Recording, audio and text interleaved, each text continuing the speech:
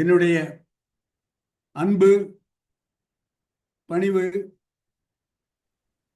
நன்றி கலந்த வணக்கம். சிங்கப்பூர் இந்து அறக்கட்டளை வாரிய நல்ல ஆதரவுடன் நடைபெற்று வரும் கம்பராமாயண தொடர் வகுப்புகளில் இன்றைய வகுப்பு எண் 246. இன்றைய நாள் ஆண்டு 2025 மார்ச் மாதம் தேதி 27, கிழமை வியாழக்கிழமை. நான் இப்பொழுது இருக்கும் சிங்கப்பூரில் நேரம் சரியாக இப்பொழுது மாலை 7:30 மணி. இந்தியாவில் நேரம் இப்பொழுது மாலை 5 மணி. என்னையும் ஒரு பொருட்டாக மதித்து இந்த வகுப்பில் ஆர்வத்துடன் கலந்து கொள்ள வந்திருக்கும் உங்கள் அனைவருக்கும் என்னுடைய நன்றி, கோடானு கோடி நன்றி. கம்பராமாயணத்தில் யுத்தகாண்டம் பார்த்து கொண்டிருக்கிறோம். யுத்தகாண்டத்திலும் குறிப்பாக ராவணன் வதை படலத்தில் இருக்கிறோம். சென்ற வகுப்பு ராவணன் வதை அந்த நிகழ்வு இடம்பெற்ற வகுப்பாக இருந்தது. சென்ற வகுப்பில் ராவணன் வதைக்கப்பட்டான். அத்தோடு வகுப்பு முடிந்தது. இன்று அதன் பின்விளைவுகளை பார்க்க போகிறோம்.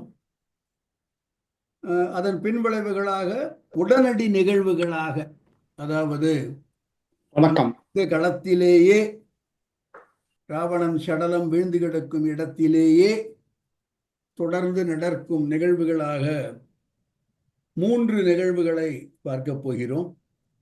அதில் முதல் நிகழ்வு இன்றைய நிகழ்வு. வழக்கம் போல சென்ற வகுப்பின் இறுதி பாடலை ஒரு பார்வை பார்த்துவிட்டு இன்றைய வகுப்பின் முதல் பாடலுக்குள் செல்லலாம். கார்த்திக். வணக்கம் ஐயா. வணக்கம். வணக்கம்.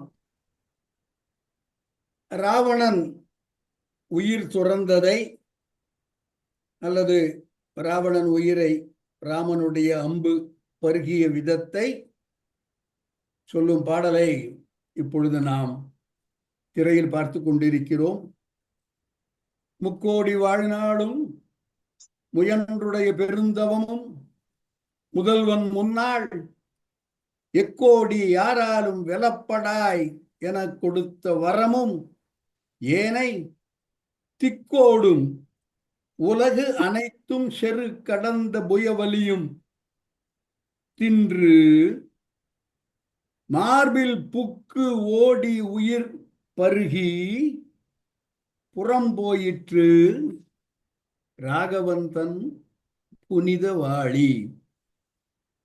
இதற்கு ஏகப்பட்ட வியாக்கியானங்கள் சென்ற வகுப்பில் பார்த்தோம். முக்கோடி வாழ்நாள் சிவபெருமான் கொடுத்தது. ராவணன் கைலை மலையை பெயர்த்து எடுக்க முயன்ற பொழுது சிவபெருமான் தன் காலால் ஒரு கட்டை விரலால் அழுத்த ராவணன் சிக்கிக் கொண்டு அவன் சமகானம் பாடி சிவபெருமானை மகிழ்வித்து, அப்பொழுது சிவபெருமான் கொடுத்த வாழ்நாள் முக்கோடி வாழ்நாள், சந்திரகாசம் என்ற வாழ். அந்த இரண்டும் முக்கோடி வாழ்நாளும் முயன்று உடைய பெருந்தவமும். ஒரு குறள் சொன்னேன், தவம் முயலப்படும் என்பார் திருவள்ளுவர். முயற்சியோடு நிற்கவில்லை, இவன் முயன்று ஏராளமான வரங்கள் பெற்றவன். முயன்று உடைய வெற்றி பெற்ற பெருந்தவமும் முதல்வன் முன்னாள், இது பிரம்மன் என்று கொள்ளலாம். எக்கோடி யாராலும் வெலப்படாய், உன்னை வெல்வதற்கு இந்த உலகத்தின் எந்த கோடியிலும் ஆள் இல்லை, யாரும் இல்லை. எக்கோடியிலும் நீ வெல்லப்படாய், எங்க போனாலும் உனக்கு வெற்றிதான், யாராலும் நீ வெல்லப்படாய் என கொடுத்த வரமும் ஏனை திக்கு ஓடும், எல்லா திசைகளும் 8 திக்குகளும், அத்தோடு உலகு அனைத்தும் எல்லா உலகத்திலையும் சென்று செரு போர் இட்டு கடந்த அந்த போரில் எல்லாம் வெற்றி பெற்ற புயவலி, அந்த உடலின் ஆற்றல். ஆக இந்த ஐட்டம்களை எல்லாம் ராமனுடைய அம்பு தின்றது. முக்கோடி வாழ்நாளை தின்றது, முயன்றுடைய பெரும் தவத்தை தின்றது, எக்கோடி யாராலும் வெலப்படா எனக் கொடுத்த வரத்தை தின்றது, செரு கடந்த புய வலியை தின்றது. இவ்வளவும் தின்னப்புறம் எக்கச்சக்கமா வயிறு ரொம்பி போச்சு. அதுக்கப்புறம் காஃபி டீ குடிக்கிற மாதிரி உயிர் பருகி, பருகுவதற்கு உயிர், தின்பதற்கு நான் சொன்ன பட்டியல் என்று தின்று மார்பில் பூக்கு ஓடி உடம்பில் எல்லா பக்கங்களிலும் சென்று எங்கே உயிர் இருக்கிறது என்று அதை கண்டுபிடித்து பருகி பிறகு உடலை விட்டு வெளியே போயிற்று. எது? ராகவனுடைய வாளி. ராகவன் தன் வாளி அம்பு. அந்த அம்புக்கு கம்பன் கொடுக்கும் அடைமொழி புனித வாளி. அறம் வெல்லும் பாவம் தோற்கும் என்று தீமையை அழித்ததனால் புனிதம் பெற்ற வாளி என்று பொருள் கொள்ளலாம். செய்யப்பட்டது கொலை, ஆனாலும் அந்த கொலையை செய்த வாளி புனித வாளி என்று சொல்லப்படுகிறது. வள்ளுவர் சொன்னதுபடி களைகட்டதனோடு நேர். கொலையில் கொடியாரை வேந்து ஒருத்தல், அந்த ஒருத்தல் தான் இங்கே நடந்திருக்கிறது. அது பைங்கூழ் களைகட்டதனோடு நேர் என்று இவ்வாறு ராவணன் வீழ்த்தப்படுகிறான். இதற்கு முன்னால் பல பல இடங்களில் ராவணன் மீது ராமன் ஏகப்பட்ட அம்பு ஏவினான். நண்பர் சுந்தரேசன் கூட இப்ப கேட்டார், அப்படியே அம்பால் மூடி விட்டான், கழுத்து அறுபட்டது, கை அறுபட்டது என்றெல்லாம் சொன்ன கம்பன் அங்கே எந்த இடத்திலும் உயிர் பருகி என்ற வார்த்தையை பயன்படுத்தவில்லை. இந்த ஒரே ஒரு இடத்தில் தான் இந்த அம்பு உயிர் பருகி என்ற அந்த செயலை சொன்னதாக பதிவு செய்யப்படுகிறது. பாடலை மீண்டும் படிக்கிறேன். முக்கோடி வாழ்நாளும் முயன்றுடைய பெருந்தவமும் முதல்வன் முன்னாள், எக்கோடி யாராலும் வெலப்படா எனக் கொடுத்த வரமும் ஏனை, திக்கோடும் உலகனைத்தும் செருக்கடந்த புயவலியும் தின்று மார்பில் புக்கோடி உயிர் பருகி புறம்போயிற்று ராகவந்தன் புனித வாளி. இவ்வாறு ராவணனுடைய உயிர் பறிக்கப்படுகிறது ராமனுடைய புனித வாளியால். இந்த வாளி அடுத்ததாக என்ன செய்தது? ராவணனுடைய உயிர் பருகி புறம் போயிற்று என்று கம்பன் இந்த பாடலில் முடித்திருக்கிறான்.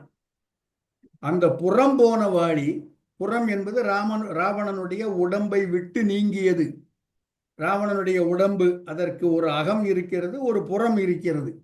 அந்த உடம்பை விட்டு நீங்கியது இந்த வாளி என்று பாடல் 197 பதிவு செய்யப்பட்டது.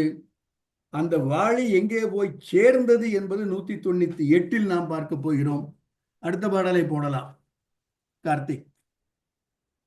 ஆர்க்கின்ற வானவரும் அந்தணரும் முனிவர்களும் ஆசி கூறி, தூர்க்கின்ற மலர் மாறி தொடரப்போய் பார்க்கடலில் தூய் நீர் ஆடி, தேர்க்குன்ற ராவணந்தன் செழுங்குருதி பெரும் பறவை திரைமேல் சென்று, கார்க்குன்றம் அணையான் தன் கடுங்கணை புட்டிலின் நடுவல் கறந்தது அம்மா.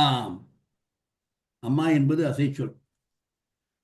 ஆர்க்கின்ற வானவரும், எந்த ஒரு நிகழ்வுக்காக தேவர்கள் எல்லோரும் காத்து கிடந்தார்களோ, என்ற ஒரு நிகழ்வுக்காக தேவர்கள் எல்லோரும் மகாவிஷ்ணுவை சென்று துதித்து, முதலில் சிவன் பிறகு பிரம்மன் ஆகிய பிரம்மன் சிவன் எல்லோருமாக சேர்ந்து நாராயணனை சென்று துதிக்க, நாராயணன் நான் அயோத்தியில் தயரதன் மதலையாய் வரும் என்று சொல்லி அவதாரம் செய்தானோ அந்த நிகழ்வு இப்பொழுது நிகழ்ந்திருக்கிறது. எனவே வானவர்கள் ஆர்க்கின்றார்கள்.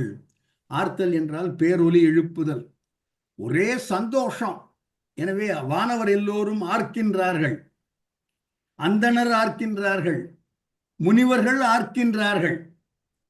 இவர்கள் எல்லோரும் ஆசி கூறுகிறார்கள். அந்த ஆசி ராமனுக்கு சொல்லப்படவில்லை, அந்த ஆசி இந்த அம்புக்கு சொல்லப்படுகிறது. ஆர்க்கின்ற வானவரும் அந்தணரும் முனிவர்களும் ஆசி கூறி, அந்த ஆசியை பெற்றுக்கொண்ட இந்த அம்பு தேவர்கள், முனிவர்கள், அந்தணர்கள் எல்லோருடைய நல்ல காரியம், வெல் டன், கங்க்ராச்சுலேஷன்ஸ் என்ற இந்த ஆசி, இந்த நல்வாழ்த்துக்களை எல்லாம் பெற்றுக்கொண்ட அந்த அம்பு அவர்கள் தூர்க்கின்ற மலர் மாறி தொடர, எல்லோரும் இந்த அம்பின் மீது மலர் சொரிகிறார்கள். தூர்க்கின்ற மலர் மாறி தொடர அந்த மலர் மாறி இந்த அம்பை பின்தொடர்ந்தே வருகிறது. இந்த அம்பு என்ன பண்ணித்தான், பண்ணிருக்கிறது கொலை. எனவே குளிக்க வேண்டும். பார்க்கடலில் தூய் நீர் ஆடி செய்த கொலை முடித்துவிட்டு அந்த அம்பு பார்க்கடலில் போய் தன்னை தூய்மைப்படுத்திக் கொள்வதற்காக தூய் நீர் ஆடி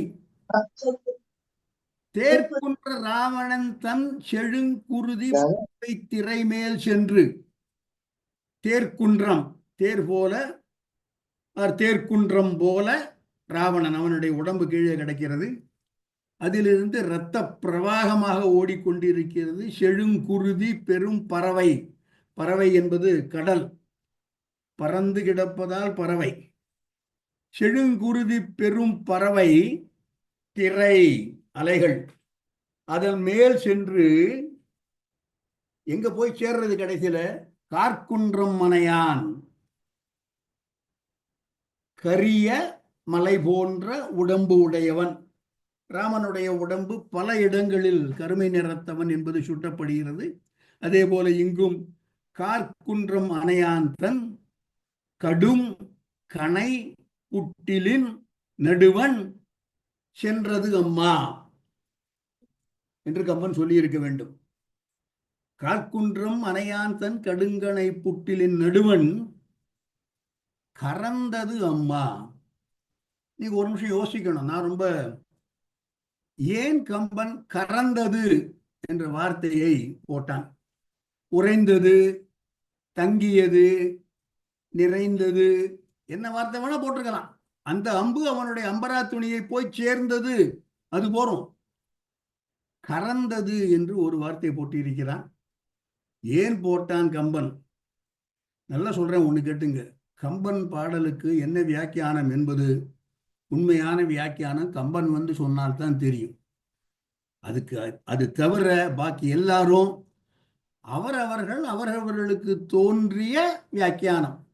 நவில்தொறும் நூல் நயம் போல் என்பது போல இந்த கட்டத்தில் நான் இப்போ ஒரு ஏன் கறந்தது என்று சொல்ல போகிறேன். இன்னொரு பேச்சாளர் இன்னொன்னு சொல்லலாம். நீங்களே வந்திருக்கிற 75 பேரும் ஆணுக்கு ஒரு ரீசன் சொல்லிக்கலாம் கறந்தது ஏன் என்பதற்கு. நான் ஏன் கறந்தது என்று சொல்கிறேன் என்றால், இந்த அம்பினுடைய செயல்பாடு முடிந்த பிறகு இந்த அம்புக்கு என்று எந்த சிறப்பும் இல்லை. நான் பொதுவாக எல்லா அம்புகளுக்கும் பலமுறை வகுப்பிலும் சொல்லியிருக்கிறேன். அம்பரா துணியில் இருக்கும் அம்பு எல்லாம் சாதாரண அம்புகள் தான். 10 11 அத்தோடு இது 1. yet another arrow, ஒரு நான் டிஸ்கிரிப்ட் ஆரோ, அனாமிகா பெயரில்லாத ஆரோ, எந்த விதமான சிறப்பும் இல்லாத அம்புகள். அந்த அம்பை எடுத்து அது பிரம்மாஸ்திரமாக வேண்டுமா, நாராயணாஸ்திரமாக வேண்டுமா, அக்னி அஸ்திரமாக வேண்டுமா, பாசுபதாஸ்திரமாக வேண்டுமா என்பது அந்தந்த அஸ்திரத்துக்கு உரிய பூஜைகளை செய்து அதற்குரிய மந்திர உச்சாடனங்கள் எல்லாம் செய்து அம்பரா துணியில் இருக்கும் பொழுது 10 11 அத்தோடு இது 1 என்று இருந்த அந்த அம்பு பிரம்மாஸ்திரமாக மாற்றப்படலாம், நாராயணாஸ்திரமாக மாற்றப்படலாம், பாசுபதாஸ்திரமாக மாற்றப்படலாம். அது அந்தந்த அம்புனுடைய தன்மை, அதற்கு என்ன உரு ஏற்றுகிறோமோ அதை பொறுத்து. எனவே பிரம்மாஸ்திரமாக செயல்பட்ட அம்பு அத்தோடு இந்த குறிப்பிட்ட கட்டத்தில் திருமாலுடைய சக்கரப்படையும் சேர்ந்து கொள்கிறது. இதில் சக்கரப்படையும் பிரம்மாஸ்திரமும் சேர்ந்து தழுவிக்கொண்டு போன இந்த அம்பு அதனுடைய பர்பஸ் முடிந்து போன பிறகு அது yet another arrow, 10 11 அத்தோடு இது 1. எனவே எந்த விதமான சிறப்பும் இல்லாமல் இருக்கக்கூடிய ஏராளமான அம்புகளுக்குள் நானும் ஒருவன் என்று எந்த விதமான சிறப்பும் இல்லாமல் தன்னுடைய சிறப்பு எல்லாம் போய்விட்டதே என்று ஒளிந்து கொண்டது. கறந்தது என்ற சொல்லுக்கு ஒளிந்து கொண்டது என்பது பொருள். ஆக அதுக்கே ஒரு சின்ன வெக்கம் இருக்கும். அடே அப்பா, இப்பேற்பட்ட ஒரு காரியத்தை சாதித்தவன் நானா என்று அந்த அம்பு தன்னைத்தானே எண்ணி அந்த சிறப்பெல்லாம் இப்பொழுது போய்விட்டதே என்று சற்றே வெட்கப்பட்டு ஒளிந்து கொண்டது என்பது கறந்தது என்ற சொல்லுக்கு வரதராஜனுடைய வியாக்கியானம். இதனை ஒத்துக்கிறது ஒத்துக்குங்க, இல்லைன்னா இட் டசன்ட் மேட்டர். ஓகே. ஆர்க்கின்ற வானவரும் மந்தனரும் முனிவர்களும் ஆசி கூறி தூர்க்கின்ற மலர்மாறி தொடரப் போய் பார்க்கடலில் தூய் நீராடி தேர்க்குன்ற ராவணன் தன் செழுங்குருதி பெரும் பறவை திரைமேல் சென்று கார்க்குன்ற மனையான் தன் கடுங்கணை புட்டிலின் நடுவன் கறந்தது அம்மா என்று அந்த அம்பு போய் ஒளிந்து கொள்கின்றது. அடுத்த பாடல் கார்த்திக்.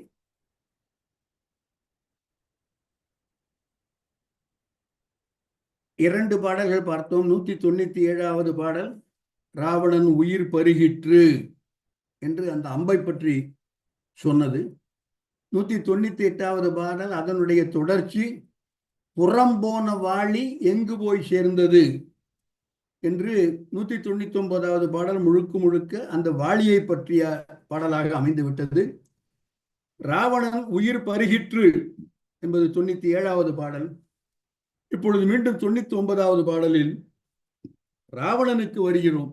அந்த அம்பை பற்றி கவலைப்படாமல், கார் நின்ற மழை நின்றும் உறும் முதிர்வை என திண்ணி தோட்டின் நின்றும், கார் நின்ற மழை நின்றும் உறும் என உதிர்வை என திணி தோட்டின் நின்றும், தார் நின்ற மலை நின்றும் பனிக்குலமும் மணிக்குலமும் தகர்ந்து சிந்த, போர் நின்ற விழி நின்றும் பொறி நின்று புகையோடும் குருதி பொங்க, தேர் நின்று நெடுநிலத்து சிற முகம் கீழ்ப்பட விழுந்தான் சிகரம் போல்வான். கார் நின்ற மழை நின்றும், மழை என்பது மேகம், கார் என்பதும் மேகம், கரிய நிறமுடைய மேகம். அந்த மழை நின்றும் உறும் முதிர்வை என்ன, உறும் என்பது இடி. சோ மேகத்தில் இருந்து இடி இடிப்பது போல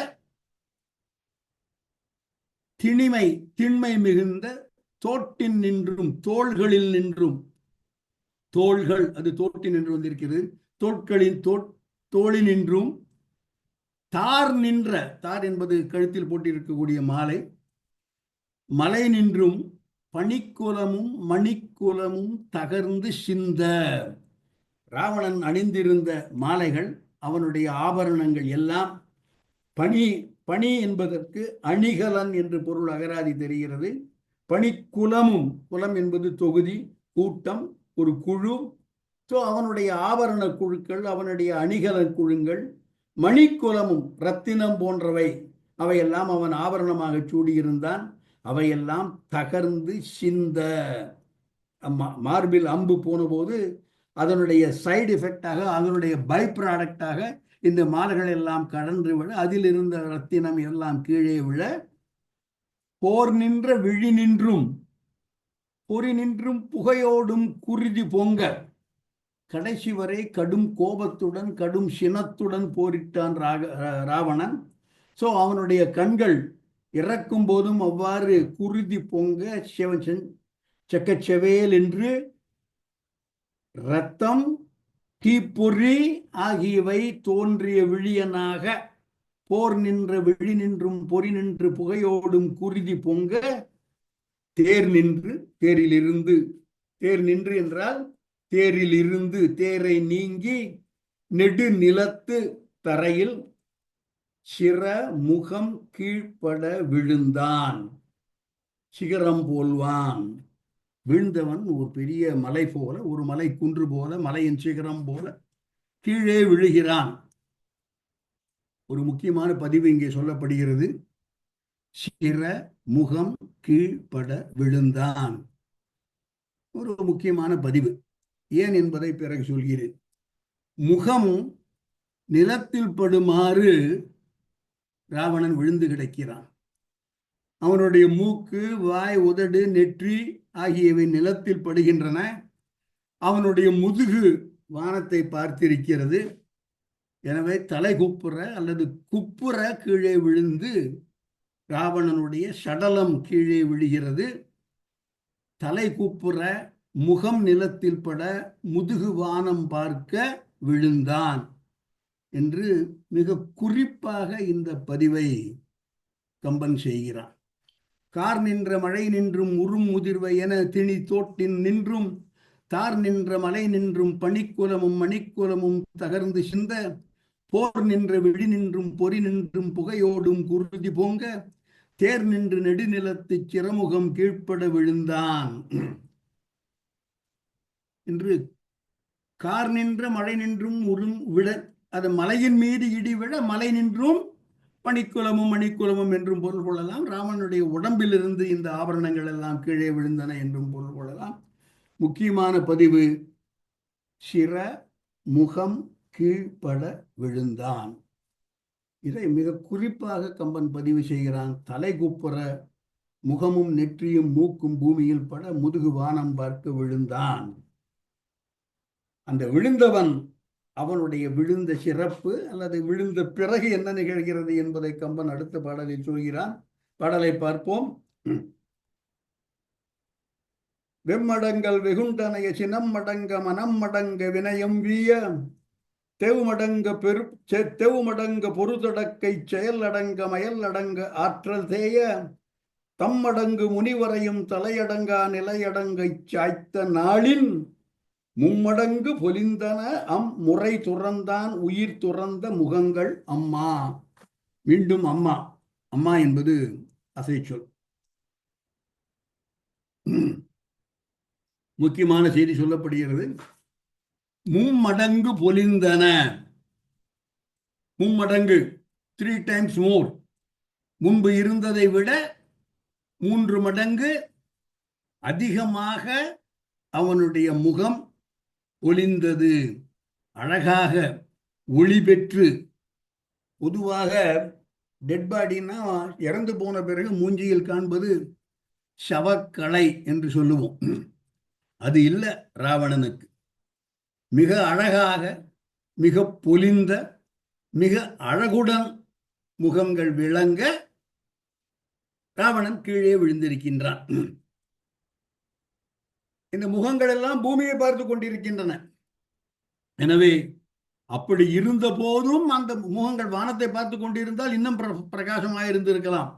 பூமியில் மண்ணை நோக்கி முகங்கள் எல்லாம் பதிந்து கிடக்க அவை மும்மடங்கு பொலிந்தன. யாருடைய முகம்?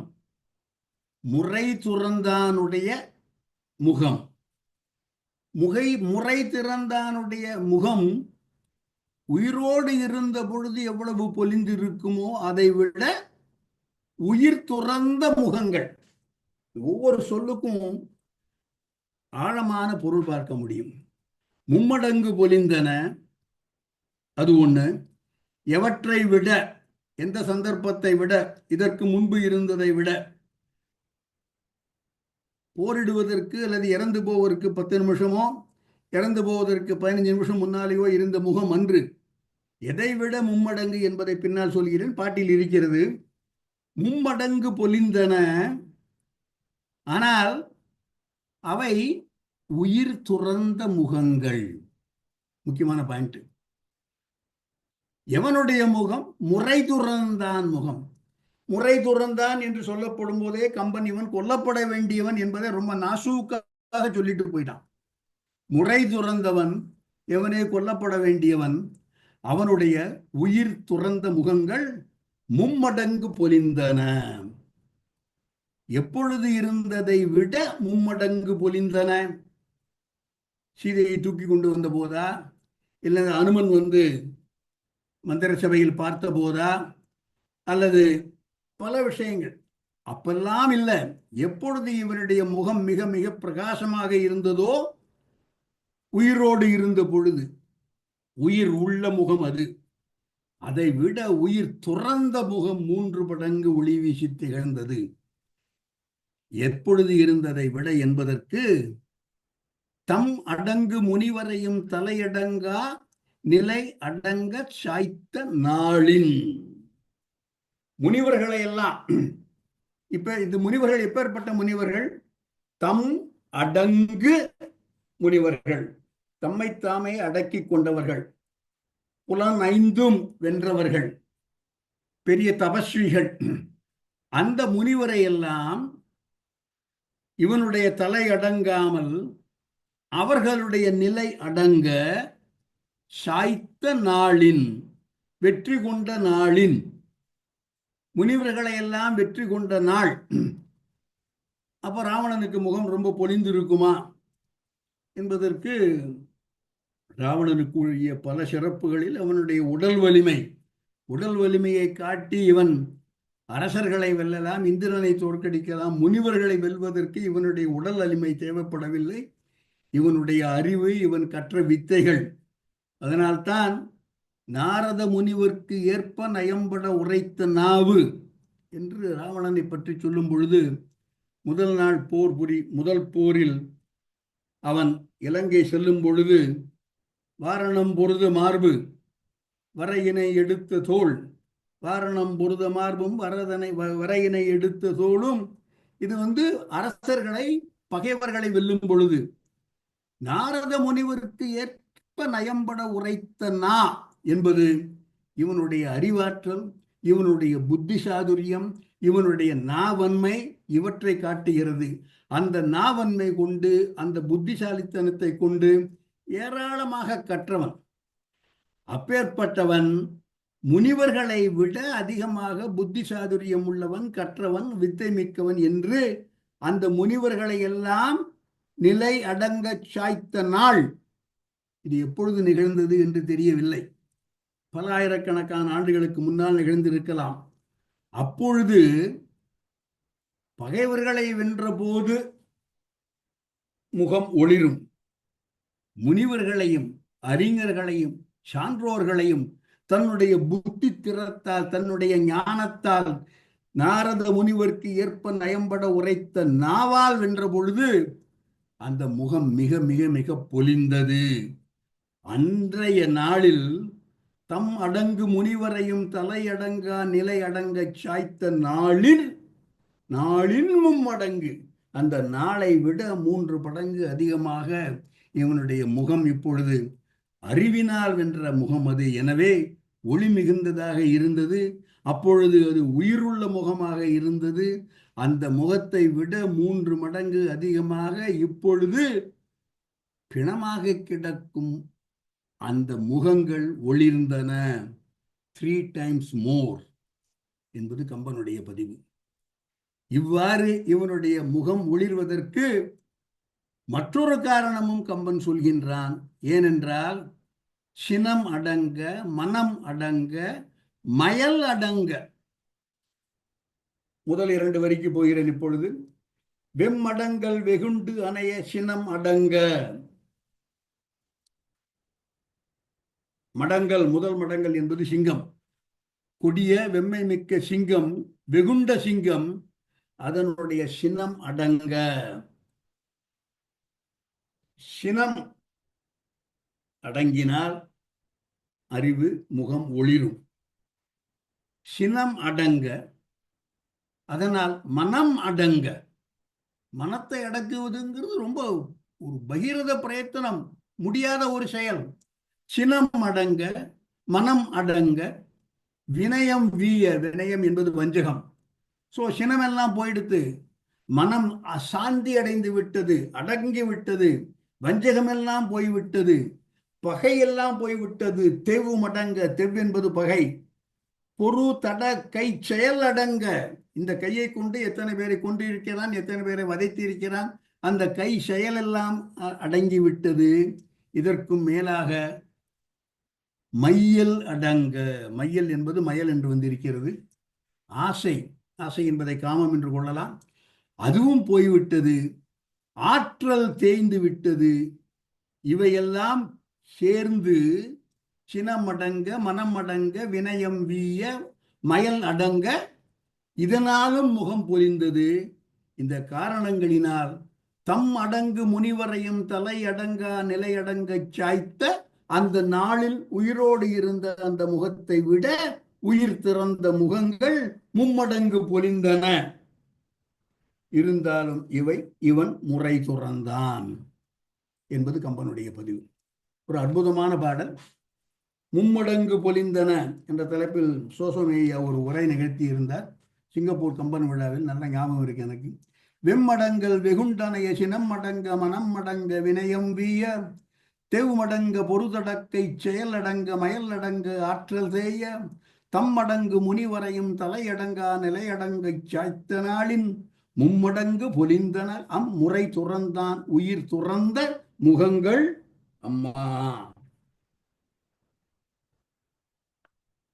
இந்த மனம் அடங்க என்பதை படிக்கும் பொழுது ஒரு அற்புதமான வரி எனக்கு ஞாபகத்துக்கு வந்திருக்கிறது, உங்களுடன் பகிர்ந்து கொள்கிறேன். தாய்மானவருடைய வரி, அது பாடலாம். அடுத்த வரி கார்த்திக். சினம் இறக்க கற்றாலும், வார்த்தைகளை பாருங்க எப்படி விளருதுன்னு. சினம் இறக்க கற்றாலும் சித்தி எல்லாம் பெற்றாலும் மனம் இறக்க கல்லார்க்கு வாய் ஏன் பராபரமே. அவருடைய பராபர கண்ணி. சினம் இறக்க கற்றாலும் சித்தி எல்லாம் பெற்றாலும் மனம் இறக்க கல்லார் அவருக்கு வாய் ஏன் பராபரமே என்பது தொடர்புடைய ஒரு பாடல். இதை எடுத்துடலாம் கார்த்திகை, இதை எடுத்துடலாம். சோ ராவணன் வீழ்ந்து கிடக்கின்றான், ராமன் தேரில் இருக்கிறான். ராவணன் எவ்வாறு வீழ்ந்து கிடந்தான் என்பதை கம்பன் மிக விமரிசையாக, கம்பனில் அடிக்கடி மேற்கோள் காட்டப்படும் ஒரு பாடல், எஸ்பெஷலி மும்மடங்கு பொலிந்தன அம்மா முறை துறந்தான் உயிர் துறந்த முகங்கள் என்ற வார்த்தை. அடுத்த பாடல் ராமன் இப்பொழுது தன்னுடைய தேரை விட்டு இறங்குகிறான். ராமனுடைய தேரினுடைய தேவை நிறைவு பெற்று விட்டது. ராமனுக்கு தேர் வந்தது சிவபெருமான் சொல்லி, இந்திரன் அனுப்பிய தேர். போர் முடிந்து விட்டது. ராமனுக்கு இனிமேல் தேர் தேவையில்லை. உடனடியாக, சும்மா சொல்றோம் நம்ம, ரொம்ப சின்ன ஒரு நல்ல பண்பு. ஒருத்தட்டேந்து ஒரு பொருள் வாங்கியிருக்கும், தேவை முடிஞ்ச உடனே முதல் காரியம் அதை திரும்ப கொடுக்கிறது. அதை ராமன் உடனடியாக செய்கிறான்.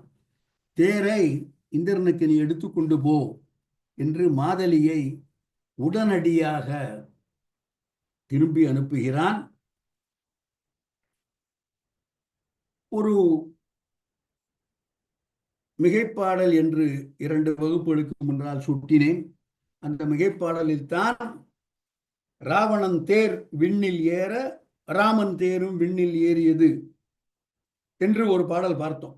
அப்பவே நான் சொன்னேன், இதை மிகப்பாடல் என்று ஏன் வகைப்படுத்தி இருக்கிறார்கள் என்று தெரியாது. ஏனென்றால் தேரை பூமியில் இறக்கு என்ற இப்பொழுது நான் சொல்லப்படும் பாடல் ஒரிஜினல் பாடலாக இருக்கிறது.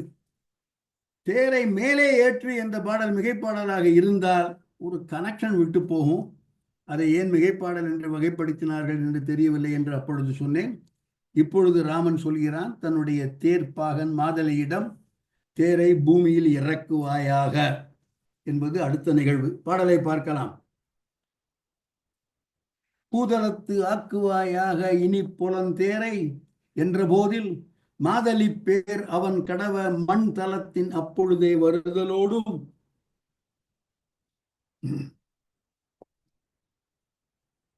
மீதலைத்த பெருந்தாரை விசும்பு இழப்ப கிடந்தான் தன் மேனிமுற்றும் காதலித்த உருவாகி அறம் வளர்க்கும் கண்ணாளன் தெரிய கண்டான். பாடல் எப்படியே இருக்கட்டும். கம்பனுடைய பாடல்கள் பொதுவாக எந்த இலக்கிய பாடல்களை எடுத்துக்கொண்டாலும் அதை பொருள் புரிந்து கொள்வதற்கு எவ்வாறு புரிந்து கொள்வது என்பது நான் ஒரு டெக்னிக் வச்சிருக்கேன். நீங்க ஒவ்வொருத்தரும் ஒரு டெக்னிக் வச்சிருக்கலாம். இந்த பாடலில் சொல்லப்படும் ஒரே செய்தி கண்டான், அவ்வளவுதான். கடைசி சொல், இந்த பாடலின் கடைசி சொல் என்ன நிகழ்ந்திருக்கிறது என்றால் கண்டான், பார்த்தான், நோக்கினான், வாட் எவர் இட் இஸ். இந்த ஒரு வார்த்தையை வச்சுக்கிட்டு இந்த வாட், வென், ஹூ, வை அந்த கேள்விகளை கேட்டுக்கொண்டே போனோம் என்றால் பாடலுடைய முழு பொருளும் வந்துவிடும். கண்டான், கண்டவன் யார்? அறம் வளர்க்கும் கண்ணாளன். கண்டவன் ராமன். ராமன் என்று கம்பன் சொல்லவில்லை. அங்கதான் அடைமொழி, கவித்திறன், கவி சக்கரவர்த்தி. அறம் வளர்க்கும் கண்ணாளன், பார்வையினாலேயே அறத்தை நிலைநாட்டுகிற அறத்தை நிலைநாட்டுகிற கண் அழி உடையவன் கண்டான். எப்படி கண்டான்? சும்மா ஜஸ்ட் ஒரு கிளான்ஸ் இல்லை, தெரிய கண்டான்.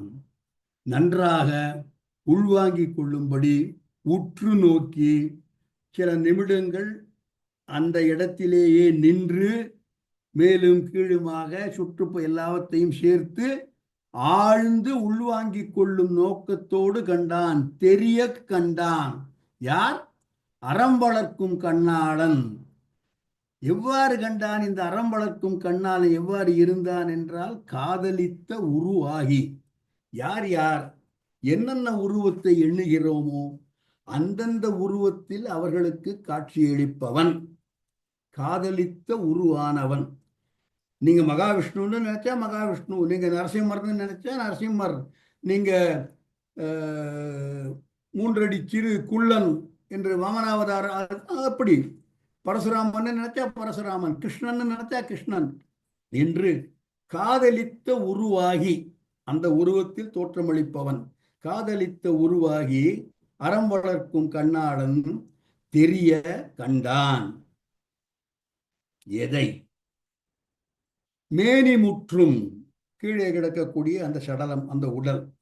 யாருடைய உடம்பு? ராவணனுடைய உடம்பு. அது எவ்வாறு கிடந்தது என்றால், மீது அலைத்த பெரும் தாரை விசும்பு அளப்ப கிடந்தான். பெரும் தாரை விஷம், அந்த ராவணன் உடலில் இருந்து பெருகக்கூடிய குருதி ஆகாயத்தை எட்டும் அளவுக்கு பெருக்கெடுத்து ஓடக்கூடிய குருதியை உடைய உடம்பு, மீது அலைத்த பெரும் தாரை விசும்பு அளப்ப கிடந்தான் தன் மேனி முற்றும். பாதாதி கேசம் அல்லது கேசாதி பாதம், இடது பக்கம் வலது பக்கம், வயிறு, தொடை, மார்பு, கால், எல்லா இடத்தையும் முற்றும் தெரிய கண்டான். உற்று நோக்குகிறான் இராமன். எப்பொழுது இது நிகழ்கிறது என்றால், பூதலத்து ஆக்குவாயாக இனி புலந்தேரை என்ற போதில் மாதலி பேர் அவன் கடவ, கடவுதல் என்றால் செலுத்துதல், அவன் விண்ணில் இருந்து மண்ணுக்கு செலுத்த மண் தளத்தின் அப்பொழுதே வருதலோடும், மேலிருந்து பார்த்தா ராவணனுடைய உடம்பு தெரிய போறது இல்லை. ஸோ தேர் பூமிக்கு வந்து மண் தளத்தின் வருதலோடும் மீது கலைந்த பெருந்தாரை விசும்பு கலந்த கிடந்தான் ராவணன். அவனுடைய மேனி முற்றும் அறம் வளர்க்கும் கண்ணாளன் தெரிய கண்டான். ராமன் அந்த உருவத்தை பார்க்கிறான். இந்த காதலித்த உருவாகி என்பதற்கு சைவ சமயத்திலிருந்து ஒரு அடிக்கடி நான் கேள்விப்பட்ட, பலரும் கேள்விப்பட்டு இருக்கலாம், ஒரு பாடல். நீங்க எந்த கடவுளை எந்த உருவத்தில் வேண்டினாலும் இறுதியாக அங்கே தோன்றுபவன் மாதொருபாகன். காதலித்த உரு உங்களுக்கு என்னவாக இருந்தாலும் உங்களுக்கு தோற்றமளித்து உங்களை காப்பாற்றுபவன் மாதொருபாகன் தான் என்று அந்த பாடலையும் தொடர்பு கருதி சொல்லலாம் என்று நினைக்கிறேன். அடுத்த பாடல் கார்த்திக். யாதொரு தெய்வம் கொண்டீர் அத்தெய்வமாகியாங்கே மாதொரு பாகனார்தாம் வருவர், மற்ற தெய்வங்கள் வேதனைப்படும், பிறக்கும் இறக்கும் மேல் வினையும் செய்யும், ஆதலால் அவை இலாதான் அறிந்து அருள் செய்வன் நன்றே. ஸோ யாதொரு தெய்வம் கொண்டீர் அத்தெய்வமாகி மாதொரு பாகன் வருவான் என்று காதலித்த உரு எப்பேற்பட்டதாக இருந்தாலும் இறுதியில் அவன் மாதொரு பாகன் என்பதை பார்த்தோம். அடுத்த பாடல். இவ்வாறு தேர் கீழே வந்து விட்டது. ராமன் அந்த தேர் பாகனுக்கு இன்ஸ்ட்ரக்ஷன் கொடுக்கிறான். தேரினை நீ கொடு விசும்பில் செல்க என மாதலியை செலுத்தி பின்னர் பாரிடம் மீதினின் அணுகி தம்பியொடும் படைத்தலைவர் பலரும் சுற்ற போரிடை மீண்டு ஒருவருக்கும் புறங்கொடா போர் வீரன்.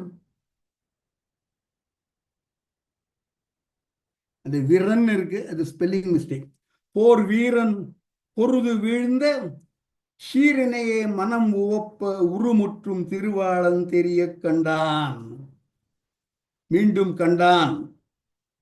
பாடல் சொல்லும் ஒரே செய்தி கண்டான். இப்பொழுது கண்டவன் யார்? ராமன் தான். திருவாளன். எவ்வாறு கண்டான்?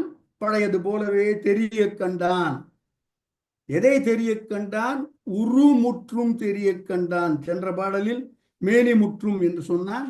இந்த பாடலில் உருமுற்றும், அவனுடைய உடம்பு முற்றும் தெரியும்படி ராமன் அதை தெரிய கண்டான். எப்பொழுது? தேரினை நீ கொடு விசும்பில் செல்க, தேரினை நீ எடுத்துக்கொண்டு மீண்டும் விண்ணுக்கு சென்று விடுவாயாக என்று மாதலியை செலுத்தி மாதலியை அனுப்பிவிட்டு பின்னர் பார் இடம் மீதினின் அணுகி, தரையில் பூமியில், பார் என்பது பூமி அல்லது தரை, தம்பியொடும் இலக்குவன் படைத்தலைவர் பலரும் சுற்ற, வானரத் தலைவர்கள் எல்லோரும் சுற்ற கண்டான். உருமுற்றும் கண்டான். எவனுடைய உரு?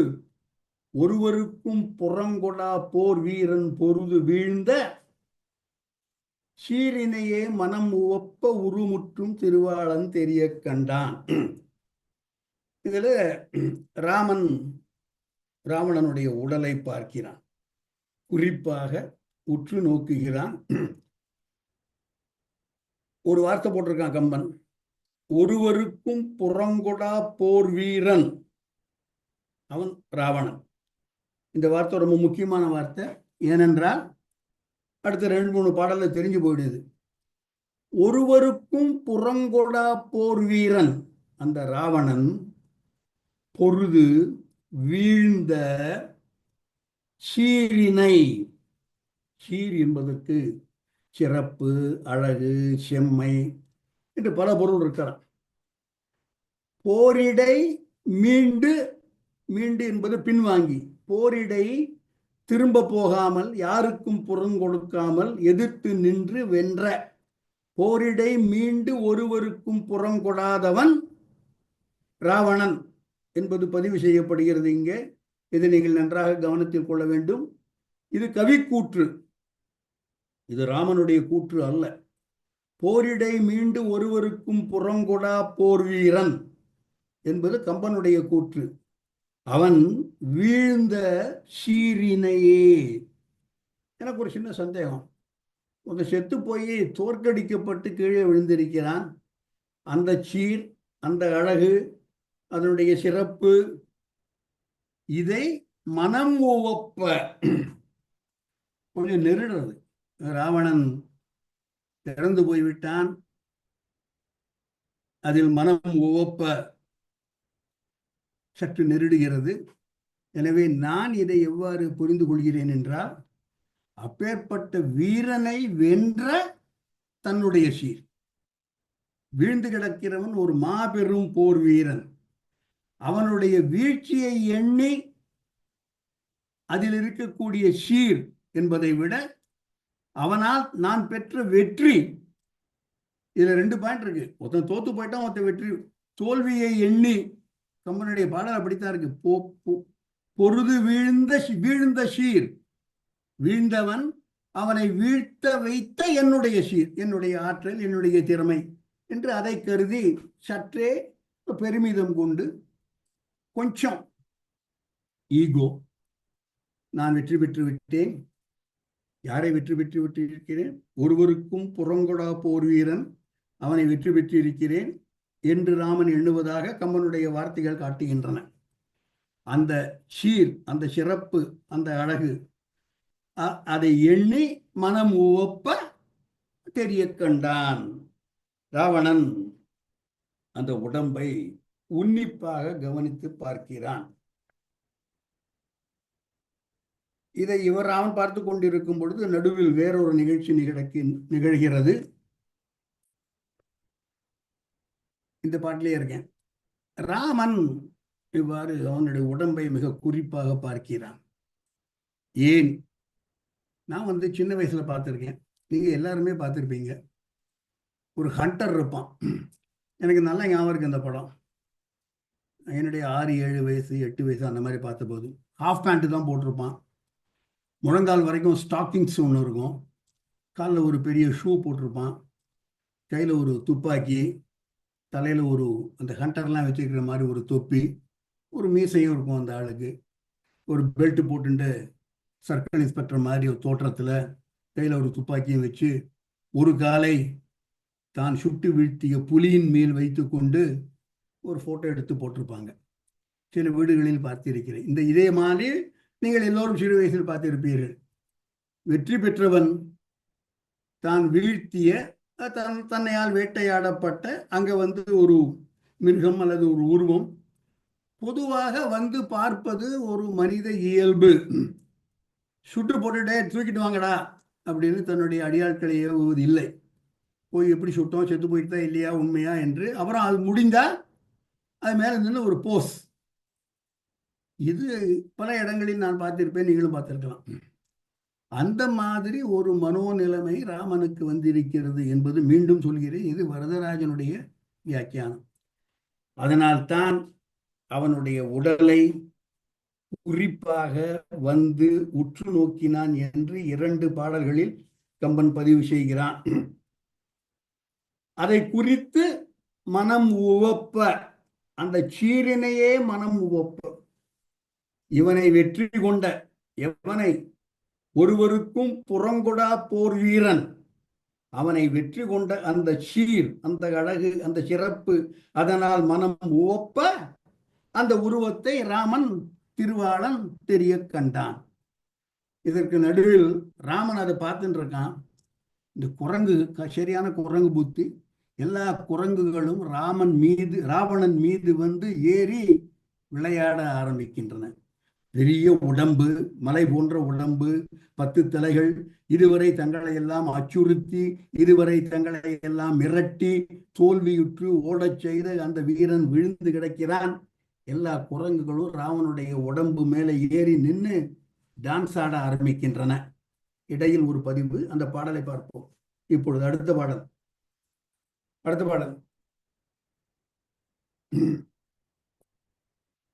புலைமேலும் சிலர்க்கு ஒத்து பொது நின்ற செல்வத்தின் பன்மைத்தன்மை நிலைமேலும் இனி உண்டோ நீர்மேலை கோலம் என்னும் நீர்மைத்து அன்றே தலைமேலும் தோல் மேலும் தடமுதுகின் படர்புறத்தும் தாவி ஏறி மலைமேல் நின்று ஆடுவ போல் ஆடினவால் வானரங்கள் வரம்பு இல்லாத. வானரங்கள் ஆடின, இதுதான் செய்தி. எத்தனை வானரங்கள்? வரம்பு இல்லாத வானரங்கள் ஆடின. எவ்வாறு ஆடின? மலை மேல் நின்று ஆடுவது போல். மலை போல ராவணனுடைய உடம்பு கிடைக்கிறது. எங்கெல்லாம் ஆடின? தலைமேலும் தோல் மேலும் தட முதுகின் படர்புறத்தும் தாவி ஏறி. தாவி ஏற வேண்டியிருக்கு, அப்பேற்பட்ட உடம்பு, பெரிய உடம்பு என்று கடைசி 2 வரிகளும் சொல்வது அந்த குரங்குகள் எல்லாம் ராவணன் முதுகிலும் தோளிலும் ஏறி ஆடின.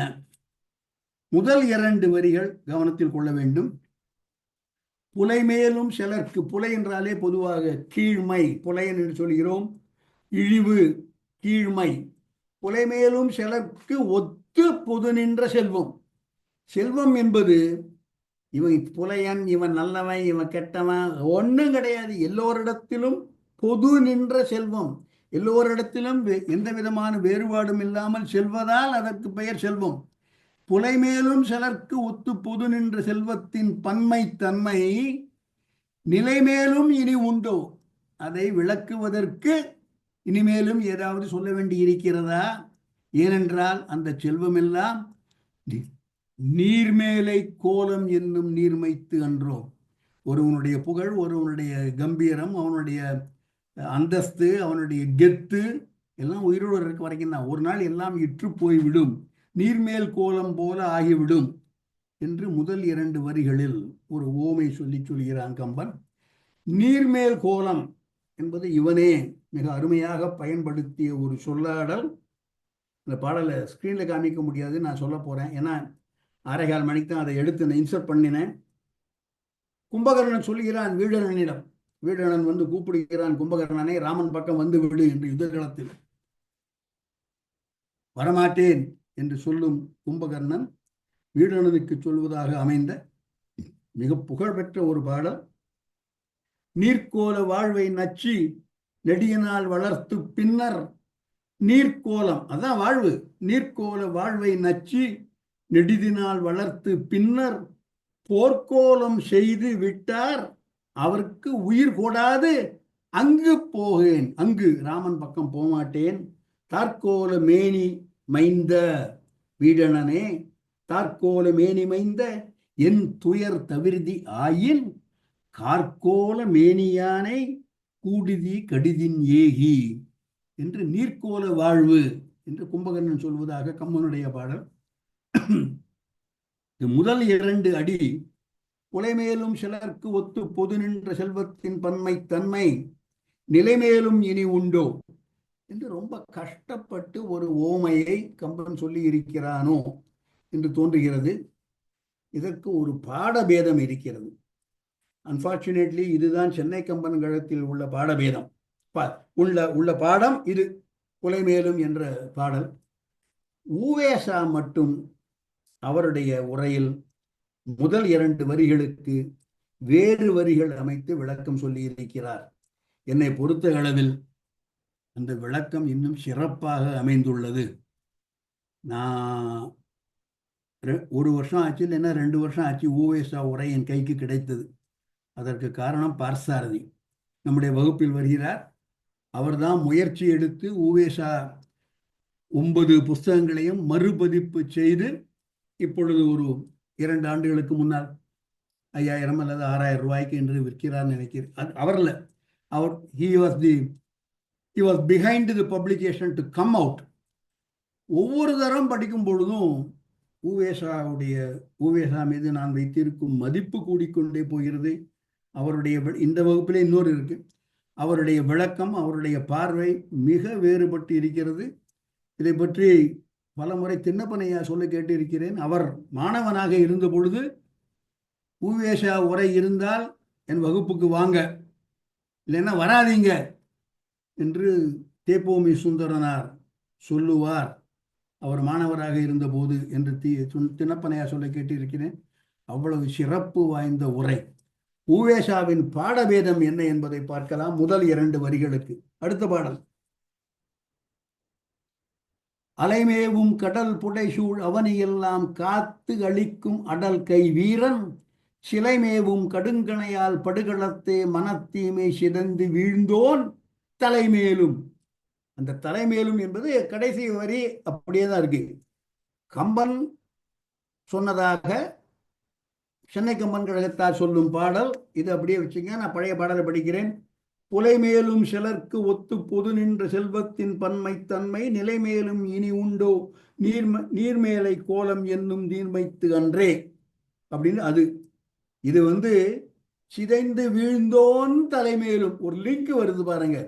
அப்பேற்பட்ட ராவணனுடைய தலைமேலும், எப்பேற்பட்ட ராவணன்? மன தீமை சிதைந்து வீழ்ந்தோன். இது ரொம்ப முக்கியமான வாய்ப்பு. ராவணனுடைய மனசில் கள்ளமில்லை. ராவணனுடைய மனசில் அவன் இறக்கும் பொழுது எந்த விதமான கெட்ட தூயவனாக இறந்திருக்கிறான். பின்னால் இந்த பதிவு வரப்போகிறது. அலைமேவும் கடல் புடைசூழ் அவனையெல்லாம் காத்து அளிக்கும் அடல் கை வீரன் சிலை, அது ராமனுடைய சிலை கோதண்டம். அலைமேவும் கடல் புடைசூழ் அவனையெல்லாம் காத்து அளிக்கும் ராமனுடைய சிலை மேவும் கடுங்கணையால் படுகளத்தே மனத்தீமை சிறைந்து வீழ்ந்தோன் தலைமேலும் என்று பொருத்தமாக இந்த பாடம் அமைகிறது. ஏதோ ஒரு ஏட்டுச்சுவடியில இந்த பாடபேதம் இருந்திருக்கிறது. ஊவேசா தம்முடைய பதிப்புக்கு இதைத்தான் தேர்ந்தெடுத்திருக்கிறார். சென்னை கம்பன் கழகமோ அல்லது அண்ணாமலை பல்கலைக்கழகமோ நான் முன்பு சொன்னதை, பள்ளத்தூர் பழனியப்பனும் அதைத்தான் தேர்ந்தெடுத்திருக்கிறார். இந்த பாடபேதம், இந்த பாடம் தான் ஒரிஜினல் பாடம்னு எனக்கு தோன்றுகிறது. எனவே அதை நான் உங்களுக்கு சுட்டினேன். அடுத்த பாடல்.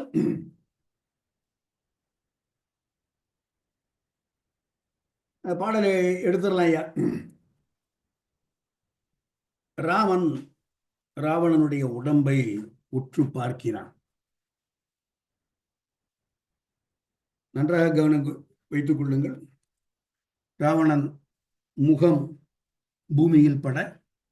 முதுகு வானத்தை பார்க்க கீழே விழுந்து கிடக்கிறான். இந்த குறிப்பிட்ட பதிவு வான்மீகத்தில் இல்லை. இதன் பிறகு வரும் பல பாடல்களும் வான்மீகத்தில் இல்லை. இந்த நிகழ்வு கம்பன் புகுத்திய ஒரு நிகழ்வு. ஏன் புகுத்தினான், ஏன் இந்த மாற்றத்தை கம்பன் செய்தான் என்பது பற்றி பிறகு யோசிக்கலாம். என்ன நடக்கிறது என்றால், முதலில் ஒரு பதிவு போட்டான். முகம் மண்ணில் படும்படி, நெற்றி மூக்கு வாயெல்லாம் மண்ணில் படும்படி, முதுகு வானத்தை நோக்கி இருக்கும்படி ராவணன் விழுந்தான். இவ்வளவு டிஸ்கிரிப்டிவா, இவ்வளவு டீட்டெயில்டா எப்படி கீழே விழுந்தான்னு சொல்லணுமா? மூலத்தில் இல்லாதது என்ற கேள்வி எழலாம். கம்பன் குறிப்பாக சொல்லி இருக்கிறான். ஏன் என்றால், இப்பொழுது ராமன் பார்ப்பது ரொம்ப ஸ்பெசிபிக்காக அவனுடைய கண்ணுக்கு தெரிவது ராவணனுடைய முதுகு. அதனால்தான் அந்த பதிவு, முதுகு வானத்தை பார்க்கும்படி விழுந்தான் என்ற பதிவு. முதுகை பார்க்கிறான். முதுகிலே ஏராளமான புண் இருக்கிறது. அதை பார்க்கிறான் ராமன். அவனுக்கு ஒரு பயங்கர ஷாக். மனம் துவண்டு போகிறான், மனம் குலைந்து போகிறான். அவனுடைய பெருமை, அவனுடைய பீடு, அவனுடைய உற்சாகம், அவனுடைய சந்தோஷம் எல்லாம் காத்து போன பலூன் மாதிரி புஷ் இறங்கி போகிறது. இதை பார்த்தவுடன் பாடலை பார்க்கலாம். பாடலை போடலாம் கார்த்திக். தோடு உழுத நறுந்துடையல் தொகை உழுத கிளை வண்டின் சுழிய தொங்கல் பாடு உழுத படர் வெறி நின் பணி உழுத அணி நிகர்ப்ப பணக்கை யானை கோடு உழுத நெடுந்தழும்பின் குவை தழுவி எழுமேக குழுவின் கோவை காடு உழுத கொழும் பிறையின் கரை கடன்று கிடந்தன போல் கிடக்க கண்டான். பார்க்கிறான். இதுதான் முதல்ல. இன்ஃபேக்ட் நான் கொஞ்சம் ப்ரீமெச்சூரா ராமனுடைய மனோநிலையை சொல்லிவிட்டேன் என்று தோன்றுகிறது. இந்த பாடலில் அவன் பார்க்கிறான், அவ்வளவுதான். முதுகை பார்க்கிறான். வெறின், இரண்டாவது வரியில் இருக்கக்கூடிய வார்த்தை வெறினின். வெறின், வெறினின். வெறின் என்றால் முதுகு என்று அகராதி பொருள். கம்பனில் பல இடங்களில் இந்த சொல் வந்திருக்கிறது. தோடு உழுத நறுந்தொடையல் தொகை உழுத கிளை வண்டின் சுழிய தொங்கல். இது எல்லாம் மாலையை குறிக்கும் ஒரு ஒரு வர்ணனை. தோடு என்பது பூவின் இதழ், பூ என்று கூட சொல்லலாம். பூவின் இதழ் போல இருக்கக்கூடிய நகைதான் தோடு என்று பெயர். காதில் அணிகிறோமே தோடு, தோடு என்பது பூவின் இதழ். தோடு உழுத நறுந்தொடையல், தொடையல் என்பது மாலை. தொகை உழுத, தொகை என்பது கூட்டம், ஒரு குழு. கிளை வண்டின், கிளர்ச்சி விட்டு வண்டுகளெல்லாம் சூழக்கூடிய, வண்டுகளெல்லாம் சூழ்ந்திருக்கக்கூடிய மலர்களால் சூட்டப்பட்ட மாலை. அதனுடைய சுழிய தொங்கல், தொங்கல் என்பது மாலையின் நடுவில் ஒரு பந்து மாதிரி தொங்கும். அதுபோல பாடு உழுத வெறி நின், அந்த மாலை அவனுடைய முதுகில் கிடப்பது போல வெறினின் பணி உழுத அணி நிகர்ப்ப, ஒரு அணிகலன் போல ஜொலிக்கும் வண்ணம் பனை கை யானை கோடு உழுத. யானை என்பது திசை யானைகள், கோடு என்பது கொம்பு, யானையினுடைய தந்தம். உழுத, ராவணனுடைய முதுகில் அந்த யானையுடைய கொம்புகள் அவ்வாறு பதிந்திருக்கின்றன. உழுத நெடும் தழும்பு, புண், வடு, தழும்பு, குவை ஏராளமானவை. தழுவி எழு மேகக்குழுவின் கோவை காடு உழுத. மேகக்குழு, கோவை என்பது ஒரு தொகுதி. மீண்டும் அந்த கொழும் பிறையின் கரை, பிறை என்பது நிலவு, நிலவில் இருக்கக்கூடிய கரை கடந்து விழுந்தது போல இவனுடைய முதுகில் ஏராளமான தழும்பு இருப்பதை பார்க்கின்றான் ராமன். ஏனென்றால் ராவணன் முதுகு வானம் பார்க்க விழுந்திருக்கின்றான். பார்க்கிறான் ராமன். அதை பார்த்தவுடன் இவனுடைய சிந்தனை எவ்வாறு போகிறது என்பதை கம்பன் அடுத்த பாடலில் பதிவு செய்கிறான். அடுத்த பாடலை பார்க்கலாம். கார்த்திக். தளிரியல் பொருட்டின் வந்த சீற்றமும் தருக்கினோன் தன் கிளறியல் உருவினோடும் கிழிப்புற கிளர்ந்து தோன்றும் வளரியல் வடுவின் செம்மைத்து அண்மையும் மறுவ நின்ற முளரியம் கண்ணன் மூரல் முறுவலன் மொழிவது ஆனான். வழக்கம் போல பாடலில் சொல்லப்படும் செய்தி மொழிவது ஆனான். ராமன் பேச ஆரம்பிக்கின்றான். மொழிவது ஆனான். யார் மொழிகிறான்? முளரியம் கண்ணன், தாமரை போன்ற கண்ணுடையவன், தாமரை கண்ணன். எவ்வாறு பேச ஆரம்பிக்கின்றான்? முறுவலன், ஒரு சிரிப்பு. மூரல் என்பது பல், பல்லெல்லாம் தெரியும்படி ஒரு சிரிப்பு சிரித்து கொண்டு ராமன் பேச ஆரம்பிக்கின்றான். ஏனென்றால் வளர் இயல் வடுவின் செம்மைத்து அண்மையும் மறுவ நின்ற, மறுவுதல் என்றால் பொருந்துதல், கலத்தல். அந்த எல்லா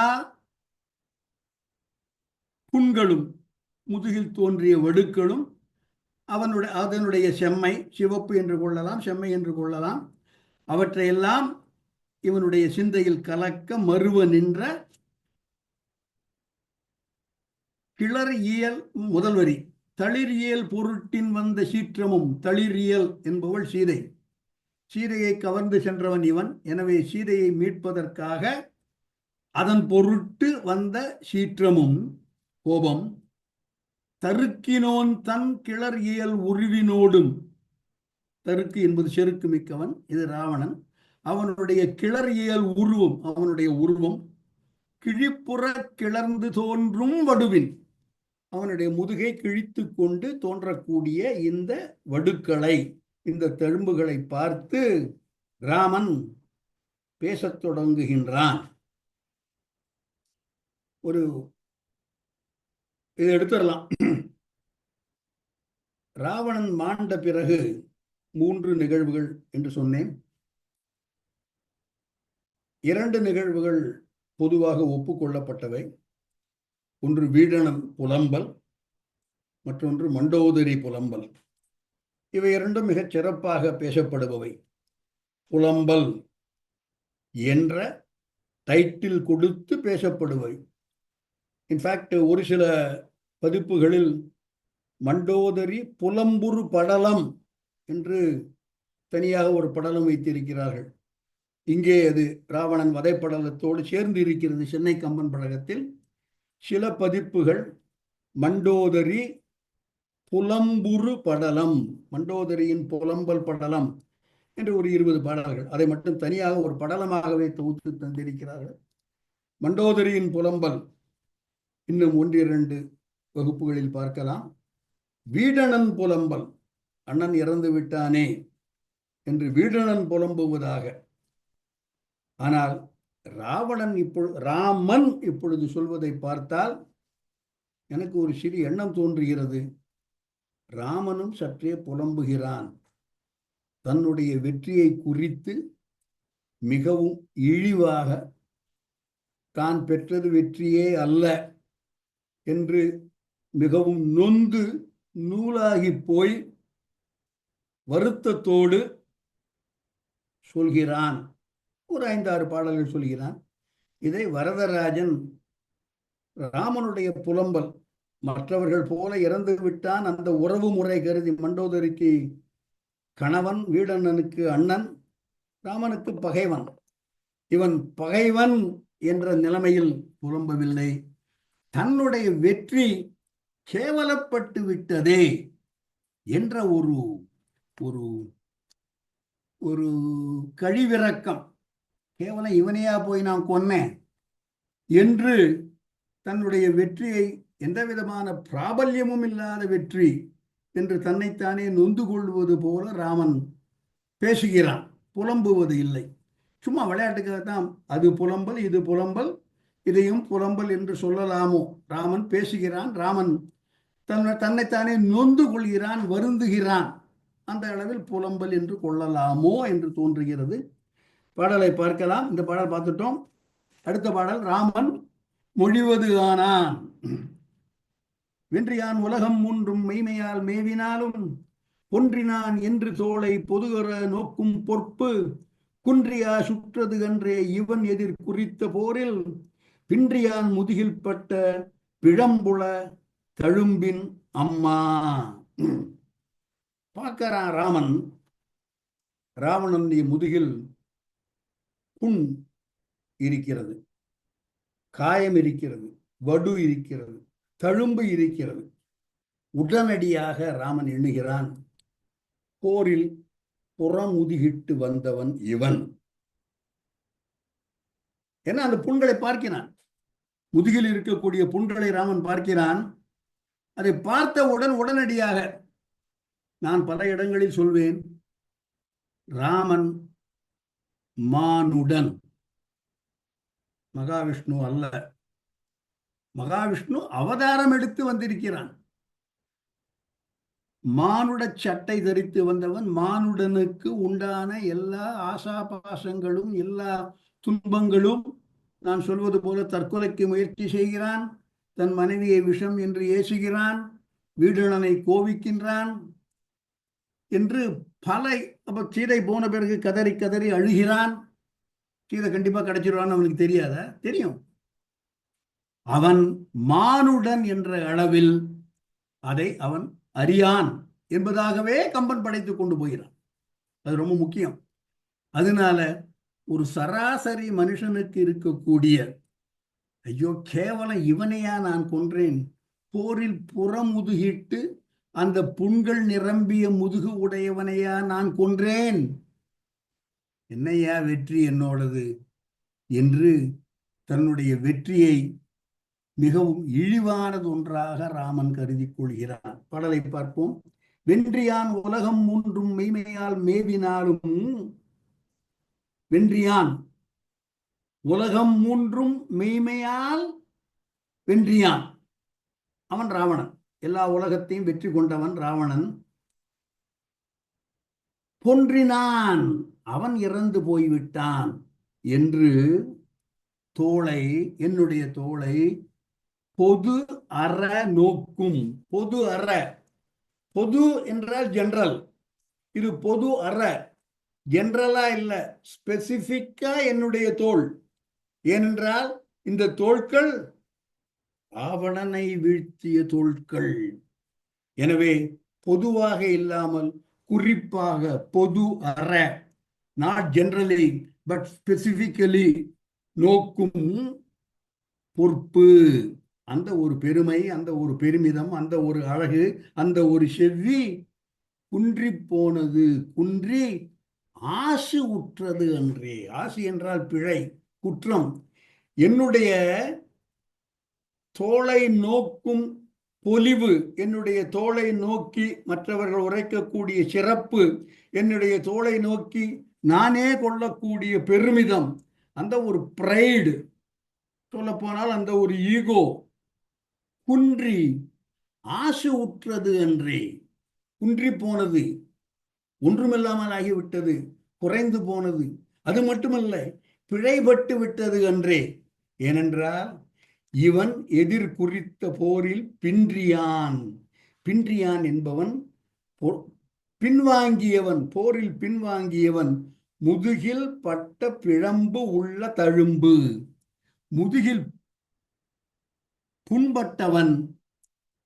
அவனை வென்றேன் என்று நான் பெருமிதம் கொள்ள முடியுமா? வென்றியான் உலகம் மூன்றும் மெய்மையால் மேவினாலும் பொன்றினான். உலகம் மூன்றையும் வெற்றி பெற்ற அந்த ராவணன் என்னுடைய கையால் வீழ்ந்தான், என்னுடைய கையால் மாண்டான், பொன்றினான் என்று என்னுடைய தோளை பொது இல்லாமல் ஸ்பெசிபிக்காக நோக்கி நான் அதை பார்த்து கொள்ளும் பொறுப்பு, அந்த பெருமிதம் குன்றி ஆசு உற்றது. அந்த பெருமை எனக்கு இல்லாமல் போய்விட்டது, அந்த பெருமை பிழைபட்டு விட்டது. ஏனென்றால் இவன் குறித்த எதிர் குறித்த போரில் தன்னுடைய பகைவனுக்கு எதிராக நின்று போரிட்ட பொழுது பின்றியான், ஓடி வந்தவன், பின்வாங்கியவன், போரிலிருந்து மீண்டவன். முதுகில் பட்ட பிழம்பு, முதுகில் புண்பட்டு ஓடி வந்திருக்கிறான் என்று அதை பார்த்து ராமன் வெட்கப்படுகிறான். அடுத்த பாடல் சொல்றான் பாருங்க, இதோட பில்டப் கொஞ்சம் கொஞ்சமா வருது. அடுத்த பாடல், கார்த்த வீரியன் என்பானால் கட்டுண்டான் என்ன கற்கும் வார்த்தை உண்டு அதனை கேட்டு நான் ஒரு மனத்தினேற்கு போர்த்தலை புறகிட்டு ஏற்ற பொன்னுடை தழும்பும் போலாம் நேர்த்ததும் காணல் ஊற்ற ஈசனார் இருக்கை நிற்க. முதல் இந்த ஈசனார் இருக்கை நிற்க என்பதை பார்த்து விடுவோம். இவன் சிவபெருமானிடம் அவமானப்பட்டவன் ராவணன். சிவபெருமானுடைய கைலை மலையை பெயர்க்க முன்பட்டு அவருடைய கால் கட்டை விரல் வலிமையால் துன்புறுத்தப்பட்டவன். ஈசனார் இருக்கை நிற்க, ஈசனார் இருக்கை என்பது கைலமலை. அது நிற்க என்றால் அது நிற்க இல்லை, அந்த நிகழ்வு ஒரு புறம் இருக்கட்டும். கைலை மலையை பெயர்க்க முற்பட்டு அதில் தோல்வியடைந்து கதறி அழுது சிவபெருமான் மன்னித்து இவனுக்கு வாழ்நாள்லாம் கொடுத்து அனுப்பிச்சான். அந்த நிகழ்வு அது ஒரு புறம் இருக்கட்டையா, அது நிற்க. ஏனென்றால் அதை ஓரளவு ஏற்றுக்கொள்ள முடியும். ஏனென்றால் அது தெய்வ குற்றம் இவன் பண்ணியது, அது தெய்வம் கொடுத்த தண்டனை. எனவே ஈசனார் கொடுத்த தண்டனை, ஈசனாரிடம் இவன் அவமானப்பட்டது அவ்வளோ ஒன்றும் பெரிய விஷயம் இல்லை. கடவுள்கிட்ட தானே அவமானப்பட்டான், அதனால பரவாயில்லை. So let it go, let it remain there, அது நிற்க. ஆனால் கார்த்த வீரியன் என்பானால் கட்டுண்டான் என கற்கும் வார்த்தை உண்டு. கார்த்த வீரியன் என்பவன் ராவணனை கட்டி இழுத்து போட்டு விட்டான். இது முன்னால் நிகழ்ந்த ஒரு நிகழ்வு. கார்த்த வீரியன் 1000 கை உடையவன். ஒரு புராண கதை சொல்கிறது, அவன் நதியில் நீராடி கொண்டிருந்த பொழுது ராவணன் அங்கே சென்று கார்த்த வீரியன் நீராடி கொண்டிருக்கும் பொழுது தன்னுடைய கைகளால் நீரை தடுத்து விட நீர் எதிர்த்து போய் ராவணன் செய்த பூஜைக்கு இடையூறாக அமைய ராவணன் கார்த்த வீரியனுடன் வந்து போரிட கார்த்த வீரியன் அவனை வென்று ஒரு கயிற்றால் கட்டி இழுத்து கொண்டு போய்விட்டான், சிறையிலிட்டான். பிறகு ராவனுடைய தாத்தா புலஸ்தியன் வந்து கார்த்த வீரியனை வேண்ட, ஐயா நீ ராவணனையே வென்றாய், அசுரர்களையே வென்ற மானுடன் என்ற சிறப்பு உனக்கு உண்டு என்றெல்லாம் சொல்லி கார்த்த வீரியனை ப்ளீஸ் பண்ணி ராவணனை மீட்டு கொண்டு வந்தான் என்பது ஒரு கதை இருக்கிறது. கார்த்த வீரியன் என்பானால் கட்டுண்டான் என்ன கற்கும் வார்த்தை உண்டு, அதை கேட்டு நான் ஒரு மனத்தன். ஏற்கனவே இவன் ஒரு மானுடனால் கட்டப்பட்டு வெல்லப்பட்டவன். அவன்கிட்ட போய் சண்டை போட்டு அப்படின்னு நான் ஒரு மனத்தினருக்கு, அவனை போய் கொல்ல வேண்டியிருக்கே, அவனை போய் சண்டை போட வேண்டியிருக்கே என்று நான் வெட்கப்பட்டு கொண்டிருந்தேன் ஏற்கனவே. 2 நிகழ்வு. சிவபெருமானிடம் அடிபட்டு போனவன், ஈசனார் இருக்கை, அது பரவாயில்ல, கடவுள் கொடுத்த தண்டனை என்று என் மனம் ஏற்றுக்கொள்ளும். ஆனால் ஏற்கனவே ஒரு மனுஷனால் இவன் கட்டப்பட்டான் என்ற வார்த்தை உண்டு, அதனை கேட்டு நான் ஒரு மனத்தன், அதனை கேட்டு வெட்கப்படக்கூடிய மனத்தை உடையவனாக நான் இருக்கிறேன். அப்படி இருக்கும் பொழுது இப்போ பார்த்தா கேவலம் போரில் புறமுதுகிட்டு வந்தவன், போர்த்தலை புறகிட்டு ஏற்ற பொன்னுடை தழும்பும் போலாம் காணல் உற்ற நேர்ந்தது. அந்த தழும்பை என் கண்ணால் பார்க்க வேண்டிய ஒரு நிலைமை எனக்கு வந்துவிட்டதே, என்னுடைய வெற்றியெல்லாம் என்னையா வெற்றி என்று ராமன் தன்னைத்தானே தன்னுடைய வெற்றியை குறித்து நொந்து நூலாகி மிகுந்த கழிவிறக்கம் கொண்டு தன்னிறக்கம் மேற்கொண்டு பேசுகிறான். இது கார்த்த வீரியன் ராவணனை வென்றான் என்பது ராமனுக்கு தெரிந்திருக்கிறது. என்ன வார்த்தை உண்டு, இந்த வார்த்தையும் சீதையும் கேட்டிருக்கிறாள். ராவணனுக்கும் சீதைக்கும் நடக்கும் பல உரையாடல்களில் ஓரிடத்தில் சீதையை குறிப்பாக சுட்டுகிறாள். நீ என்னடா பெரிய ராவணன், உன்னைத்தான் கார்த்த வீரியன் கட்டி போட்டு விட்டானே ஏற்கனவே என்று சீதை அவனை இழிவுபடுத்துவதற்காக சொல்லும் பாடல் சுந்தரகாண்டத்தில் பார்க்கலாம். அந்த பாடலை பார்த்து விடலாம். ஆயிரம் தடக்கையால் நின் 4 கரமும் பற்றி வாய் வழி குருதி சோர குத்தி வான் சிறையில் வைத்த தூயவன் வைரத்தோள்கள் துணித்தவன் தொலைத்த மாற்றம் நீ அறிந்திலையோ நீதிநிலை அறிந்திலாத நீஷா. நீதிநிலை அறிந்திலாத நீஷா என்று சீதை ஏசுபவன் ராவணன். நீதிநிலை அறிந்திலாத நீசனே ராவணனே, 1000 தடக்கையால், இது கார்த்தவீரியன், ஏனென்றால் அவனுக்கு 1000 கைகள் உண்டு. தடக்கையால் நின் 4 கரமும். டே, உனக்கு கேவலம் 20 கைடா, அவனுக்கு 1000 கை. எப்படி நீ மேட்ச் ஆக முடியும் அவனுக்கு? 1000 தடக்கையால் நின் 4 கரமும் பற்றி வாய் வழி குருதி சோர குத்தி வான் சிறையில் வைத்த தூயவன் அவன் கார்த்தவீரியன். அவனுடைய வைரத்தோள்கள் துணித்தவன் அவன் பரசுராமன். அவன் தொலைத்த மாற்றம் பரசுராம. கார்த்தவீரியன் பெரிய வீரன், அவனை வென்றவன் பரசுராமன். அந்த பரசுராமனுடைய கர்வத்தை அடக்கியவன் ராமன். அதை பற்றி உனக்கு தெரியாதா என்ன?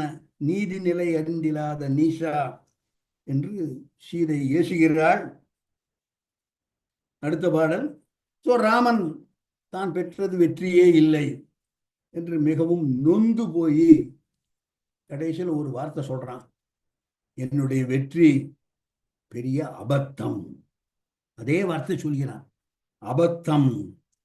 மாண்டொழிந்து உலகில் நிற்கும் வயங்கிசை இசை முயங்க மாட்டாது ஊன்தொழில் உகந்து தெவ்வர் முறுவல் என் புகழை உண்ண பூந்தொழில் உடைய மார்பா போர் புறம் கொடுத்தோர் போன்ற ஆண் தொழிலோரின் பெற்ற வெற்றியும் அபத்தம் என்றான்.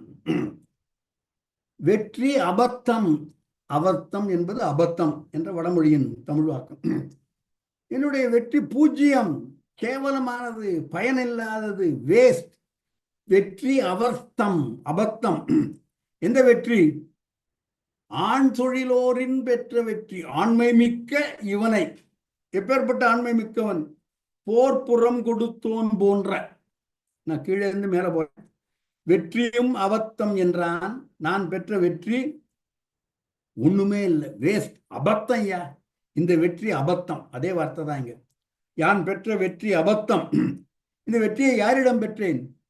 போர்ப்புறம் கொடுத்தோர் போன்ற ஆண் தொழிலோரின் பெற்ற. ஆண்மை மிக்க இவனை வீழ்த்தி நான் பெற்ற வெற்றி அபத்தம். ஏனென்றால் இந்த ஆண்மை மிக்கவன் போர் புறம் கொடுத்தவன். போர் புறம் கொடுத்தோர் போன்ற ஆண் தொழிலோரின் பெற்ற வெற்றியும் அபத்தம் என்றான். இதை யாரை நோக்கி சொல்கிறான்? பூந்தொழில் உடைய மார்பா. பூண் என்பது அணிகலம். ஏராளமான அணிகலனை பூண்ட மார்பை உடைய வீடணனே என்பது பொருள். பூந்தொழில் உடைய மார்பா, வீடணனே, போர் புறங்கொடுத்தோர்க்கு போன்ற ஆண் தொழிலோரின், அது ஒரு நக்கல். எப்பேற்பட்ட ஆண்மை! போரில் புறமுதுகிட்டு வந்த இப்பேற்பட்ட ஆண்மகனை வென்ற வெற்றி கண்டிப்பா அபத்தம்தான் என்று ராமன் தன்னை நொந்து கொள்கிறான். அது இன்னொரு வார்த்தை சொல்றான் பாருங்க. ஊன்தொழில் உவந்து தெவ்வர் முறுவல் என் புகழை உண்ண. தெவ்வர் என்றால் பகைவர். என் புகழை பகைவருடைய ஏளனச் சிரிப்புகள் உண்ண. ராவணனை வென்று நான் வெற்றி பெற்று விட்டேன் என்று என்னுடைய இந்த புகழை என்னுடைய பகைவர்களுடைய ஏளனச் சிரிப்பு வென்றுவிடும், உண்டுவிடும். தெவ்வர் முறுவல் என் புகழை உண்ண. ஏனென்றால் இது உண்மையில் புகழ் அல்ல, இது இகழ். ஏனென்றால் நான் வென்றவன், போரில் புறமுதுகிட்டவன் என்று என்னை பற்றி அவர்கள் நையாண்டி பண்ணி பேசும் பொழுது சாப்பாட்டு ராமன் சொல்கிறோம் இல்லையா? ஊன்தொழில் உகந்து. சாப்பாட்டுறதுதான் அவன் லாயக்கு. ஊன்தொழில் உகந்தவன் இவன்லாம் போருக்கு லாயக்கில்ல என்று பகைவர் முறுவல், அந்த புகைவருடைய ஏளன சிரிப்பு என் புகழை உண்ண. ஏனென்றால் மாண்டு ஒழிந்து உலகில் நிற்கும் வயங்கு இசை முயங்க மாட்டாது. வயங்கு இசை, இசை என்றால் புகழ். ஒளிமிக்க, வயங்குதல் என்றால் விளங்குகின்ற, ஒளிமிக்க புகழ் முயங்க மாட்டாது, என்னை வந்து தழுவாது. முயக்கம் என்றால் தழுவுதல், அணைத்துக் கொள்ளுதல். வயங்கு இசை முயங்க மாட்டாது. என்னை அந்த பெரும் புகழ் என்னை தழுவாது. மாண்டு ஒழிந்து உலகில் நிற்கும். இதை எடுத்துங்க அப்படியே. மாண்டு ஒழிந்து, ராவணன் செத்து போனதால் வந்த அந்த புகழ் என்னை சேராது. ஏனென்றால் இது புகழே இல்லை. நான் கொன்றவன், புறமுதுகிட்டவன். மாண்டு பாடலை போடலாம். மாண்டு ஒழிந்து உலகில் நிற்கும் வயங்கு இசை. மாண்டு ஒழிந்து உலகில் நிற்கும் வயங்கு இசை. இசை என்பது புகழ் என்று சொன்னேன். அது என்னை முயங்காது, என்னை தழுவாது. இந்த மாண்டு ஒழிந்து என்பதற்கு எல்லா உரையாசிரியர்களும் ராவணன் மாண்டு அவன் ஒழிந்து போய் அதனால் எனக்கு கிடைக்கும் புகழ் என்று எழுதுகிறார்கள். உவேசா முதற்கொண்டு அவ்வாறு தான் எழுதியிருக்கிறார். அண்ணாமலை பதிப்பு மட்டும் சற்று வித்தியாசமாக சிந்தித்திருக்கிறார்கள். என்னை மிகவும் கவர்ந்த ஒரு பார்வை அது. மாண்டு ஒழிந்து, நான் செத்து போய், ராமன் சொல்கிறான், நான் செத்து போய் போரிட்டு வீர சொர்க்கம் துறக்கம். நான் போரிடுகிறேன், போரில் வெற்றி யாருக்கு வேணாமல் இருக்கலாம். நான் இறந்து போய் போரில் வீர சொர்க்கம் அடைந்தேன் என்றால் அதனால் எனக்கு கிடைக்கும் புகழ் என்னை முயங்காது என்று ஒரு பொருள் கொள்ள முடியும். மாண்டு ஒழிந்து என்பது ராமனை சுட்டுவதாக அண்ணாமலை பதிப்பகத்தாரின் உரை காட்டுகிறது. மாண்டு ஒழிந்தவன் ராவணன் என்று ஏனையோரின் உரை காட்டுகிறது. ராமனுடைய இந்த மனோ நிலைமை, மாண்டொழிந்து உலகில் நிற்கும் வயங்கிசை முயங்க மாட்டாது, ஊந்தொழில் உகந்து தெவ்வர் முறுவல் என் புகழை உண்ண, பூந்தொழில் உடைய மார்பா போர்த்தொழில் போர் புறங்கொடுத்தோர் போன்ற ஆந்தொழிலோரின் பெற்ற வெற்றியும் அபத்தம் என்றான். என்ன ஒரு வேதனை, என்ன ஒரு துன்பம், என்ன ஒரு வருத்தம். நீங்க பார்க்கணும், ஒரு நிமிஷம் முன்னால வரைக்கும் ராவணனை வென்று விட்டோம் என்று ஒரு பாடலில் சொன்னேன். போரில் புறங்கொடா வீரனை வென்றோம் என்று அவனுடைய உருவத்தை, அப்பேற்பட்ட வீரனை பார்த்தேன் என்று ராவணன் தெரிய கண்டான் என்று ஒரு பாடல் அப்பொழுது சொன்னேன். இது கவி கூற்று. ராமன் அவ்வாறு எண்ணுகிறான். போரில் புறம் கொடாத ஒரு வீரனை வென்றேன். அந்த ஷீரினை, அந்த வார்த்தை சொன்ன உங்களுக்கு. என்னுடைய புகழ், என்னுடைய வெற்றி ஒளி மிகுந்தது, புகழ் மிகுந்தது, அழகு மிகுந்தது, சீர் மிகுந்தது என்று அந்த சீரினை மனம் உவப்ப, இந்த வார்த்தையெல்லாம் அந்த பாடல சொன்னேன். அவை எல்லாம் இப்பொழுது, ஏனென்றால் இவன் கொன்றவன், இவன் வென்றவன், அப்பேற்பட்ட புகழுடைய வீரன் அல்லன், இவன் போரில் புறமுதுகிட்டு வந்தவன் என்று ராவணனுடைய முதுகில் இருக்கும் புண்களை பார்த்து புறமுதுகிட்டவன் இவன் என்று ராமன் தீர்மானித்து, இது பிழையான தீர்மானம், அது வேற விஷயம். அதனால் தான் பெற்றது வெற்றியே இல்லை என்று மனம் நொந்து நூலாகி வீடணனிடம் நான் பெற்ற வெற்றி அபத்தம் என்று ராமன் சொல்கிறான். வீடணன் இதற்கு பதில் சொல்கிறான். அந்த பாடலையும் பார்த்து விடலாம், அதோடு வகுப்பு முடியும். அடுத்த பாடல்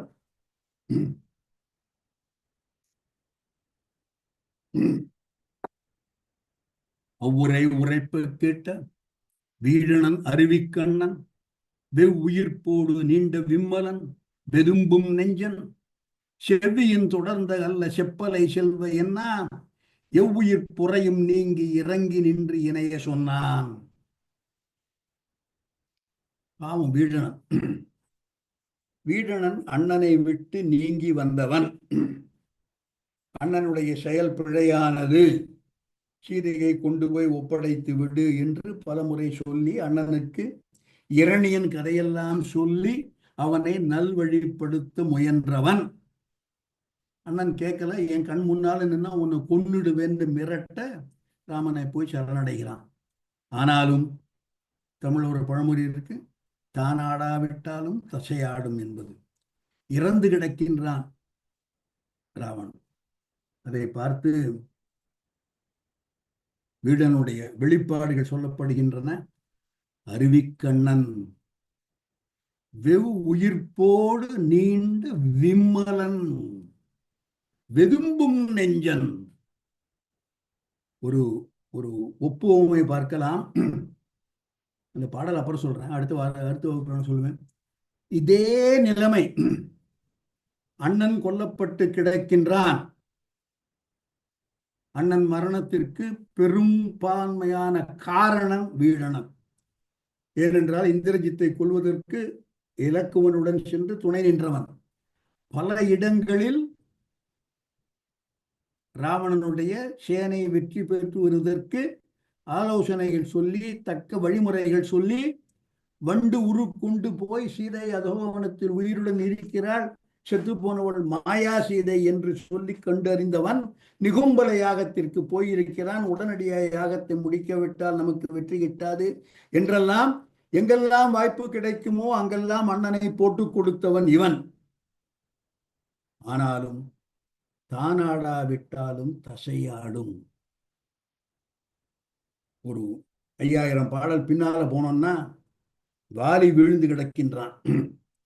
வாலியை கொன்றவன் அம்புதான் ராமன் ஏவினான். முழுக்க முழுக்க பின்னால இருந்தவன் சுக்ரீவன். ராமனிடம் சரணாகதி கேட்டு உன் உயிரை காப்பேன், வாலியை கொல்வேன் என்று வாலியினுடைய சிறப்பு தெரியாத பொழுது ராமன் பிராமிஸ் பண்ண, தாரத்தை ஒவ்வினான் என்று தெரிய கண்டிப்பாக வாலியை கொள்வேன் என்று வாலி விழுந்து கிடக்கிறான். அந்த அம்பை கையில் எடுத்து உருவி அதில் ராமநாமம் பார்க்கிறான். வாக்குவாதம் நடக்கிறது. இறுதியில் அந்த அம்பை தன் கையை விட்டு நெகிழ விடுகிறான் வாலி. அந்த அம்பை உருவ அவன் நெஞ்சில் இருந்து பிரவாகமாக வெள்ளம் இல்லை எடுத்துடலாம், எடுத்துடலாம், பிரவாகமாக ரத்தம் பெருக்கெடுத்து ஓடுகிறது. அதுவரை அண்ணனை கொல்ல வேண்டும் என்று ஒரு ஆங்காரத்தோடு நின்ற சுக்ரீவன் வாலியின் நெஞ்சில் இருந்து வந்த ரத்தத்தை பார்த்தவுடன் மயங்கி விழுந்து விடுகிறான். இங்கே வீடணன் மயங்கி விழவில்லை. இருந்தாலும் அண்ணனை கொல்வதற்காக ராமனை தேடி வந்தவன், தேடி கண்டுபிடித்தவன் சுக்ரீவன், ராமனை பயன்படுத்தி கொண்டவன் சுக்ரீவன். அண்ணனை கொல்வதற்கான ஏகப்பட்ட ஆலோசனைகள் சொன்னவன் வீடணன். இருவரும் இறுதியில் அண்ணன் இறந்து கிடக்கும் பொழுது சுக்ரீவன் அதை பார்த்து மயங்கி போய் விடுகிறான். வீடணன் இருக்கும் நிலைமை இங்கே இந்த பாடலில் சொல்லப்படுகிறது. பாடலை போடலாம் மீண்டும். அவ்வுரை உரைப்ப கேட்ட வீடணன், முந்தின பாடல். அவ்வுரை உரைப்ப கேட்ட வீடணன் அருவிக்கண்ணன் வெவ்வுயிர்ப்போடு, உயிர்ப்பு என்றால் பெருமூச்சு, வெவ்வுயிர்ப்போடு நீண்ட விம்மலன். அப்படியே பொங்கி பொங்கி தொடர் சங்கிலியாக விம்மல் வருகின்றன. வெதும்பும் நெஞ்சன். இவ்வளவு இருக்கிறவன் என்ன கோபம் வரும்? ஏனென்றால் அண்ணன் புறமுதுகிட்டவன் அல்லன் என்பது இவனுக்கு தெரியும். புறமுதுகிட்டவனை கொன்றேன், என் வெற்றி அபத்தம் என்று ராகவன் சொல்ல, ராமனை பார்த்து வீடணன் ஒரு வார்த்தை சொல்லுகிறான். ரொம்ப குரூடா சொல்லணும்னா, முட்டாத்தனமா உளராத, செவ்வியின் தொடர்ந்த அல்ல செப்பலை. செவ்வியின் தொடர்ந்த அல்ல. சிறந்த வார்த்தைகள், உண்மையான வார்த்தைகள், அதனுடன் தொடர்பு இல்லாத வார்த்தைகளை சொல்லாதே என்று ராமனை சாடுகிறான். ராமனை கோபித்துக் கொள்கிறான், ராமனை ஏசுகிறான் வீடணன் என்று கருத பாடலின் வரிகள் இடந்தறிகின்றன. செவ்வியின் அடர்ந்த செப்பலை, செவ்வியின் தொடர்ந்த அல்ல, ஒழுக்கத்தோடு, நேர்மையோடு, சத்தியத்தோடு, சிறப்போடு, அழகு. செவ்வி என்பதற்கு பல பொருள் கொள்ளலாம். அவற்றோடு தொடர்பில்லாத வார்த்தைகளை ராமா சொல்லாதே என்று வீடணன் சொல்கிறான். எவ்வுயிர் பொறையும் நீங்கி, இனிமேல் பிறப்பு என்பது இல்லாத பொறை என்பது பாரம், உயிர் பொறை என்பது மீண்டும் பிறப்பு. அதை நீங்கி அப்பேற்பட்ட வீணன் இறங்கி நின்று இணைய சொன்னான். வீடனன் என்ன சொல்கிறான் ராமனை பார்த்து என்பதை அடுத்த வகுப்பில் பார்ப்போம். வந்திருந்து கேட்ட அனைவருக்கும் என்னுடைய மனமார்ந்த நன்றி. ஒரே ஒரு வேண்டுகோள், அவரவர்கள் உங்களுடைய விருப்பம் போல உங்களுடைய கருத்துக்களை சொல்லலாம். ஒரு சிறிய வேண்டுகோள், ரொம்ப சுருக்கமாக, கன்சைஸாக, ப்ரிசைஸாக, வித் லாட் ஆஃப் ரெலவன்ஸ், அந்த மாதிரி அவரவர்கள் கருத்தை சொல்லலாம். ஏதாவது சந்தேகம் இருந்தால் கேட்கலாம். நான் ரொம்ப நாளைக்கு முன்னால் சொல்லுவேன், வகுப்பு நல்லா இருந்ததையா, தேங்க்யூ, அதெல்லாம் விட்டுருங்க, அது வேண்டாம். உங்களுடைய கருத்து, உங்களுடைய பார்வை, மேல் வியாக்கியானம் ஏதாவது இருந்தால் சொல்லும்படி பணிவன்போடு கேட்டுக்கொள்கிறேன். உங்களை நீங்களே அன்மியூட் பண்ணி கொண்டு சொல்லலாம். முதலில் கை தூக்கி இருப்பவர் சாம்பவி சந்துரு. சொல்லலாம் சாம்பவி. நன்றி ஐயா. ஐயா, எனக்கு 2-3 சந்தேகங்கள் இருக்கு, வரிசையா கேட்கலாமா? இந்த 200வது பாடல்ல வந்து தெவ் மடங்க பொறுத்தட கை செயல் அடங்க அப்படின்லாம் வருது. இந்த தெவ்வர் அப்படிங்கிறதுக்கு பகைவர்னு சொன்னீங்க. பகை. தெவ்னா பகை அப்படிங்கிறீங்க. தமிழ்ல வந்து இந்த மாதிரி இவ்வுல முடிகிற ஒரு வார்த்தை நான் ஃபர்ஸ்ட் டைம் இதுதான் பாக்குறேன். மேபி எனக்கு அவ்வளவு தமிழ் தெரியாததான் இருக்கும். பட் இந்த மாதிரி வார்த்தைகள் இருக்கு, அப்ப வழக்குல இருக்கா இவ்வுல முடிகிற வார்த்தைகள்? அந்த காலத்துல தெவ்வர் என்றால் பகைவர், தெவ் அடங்க என்பது பகை அடங்க அந்த காலத்துல இருந்திருக்குமா? அப்புறம் அந்த சாதாரணமா அந்த இவ்வுல இப்ப நான் கடைசியா நம்ம பார்த்தோம் இல்லையா, 209வது இதுல எல்லாமே வந்து இவ்வுல முடிகிற வார்த்தைகள் எல்லாமே வந்து they are followed by வு சவுண்ட்.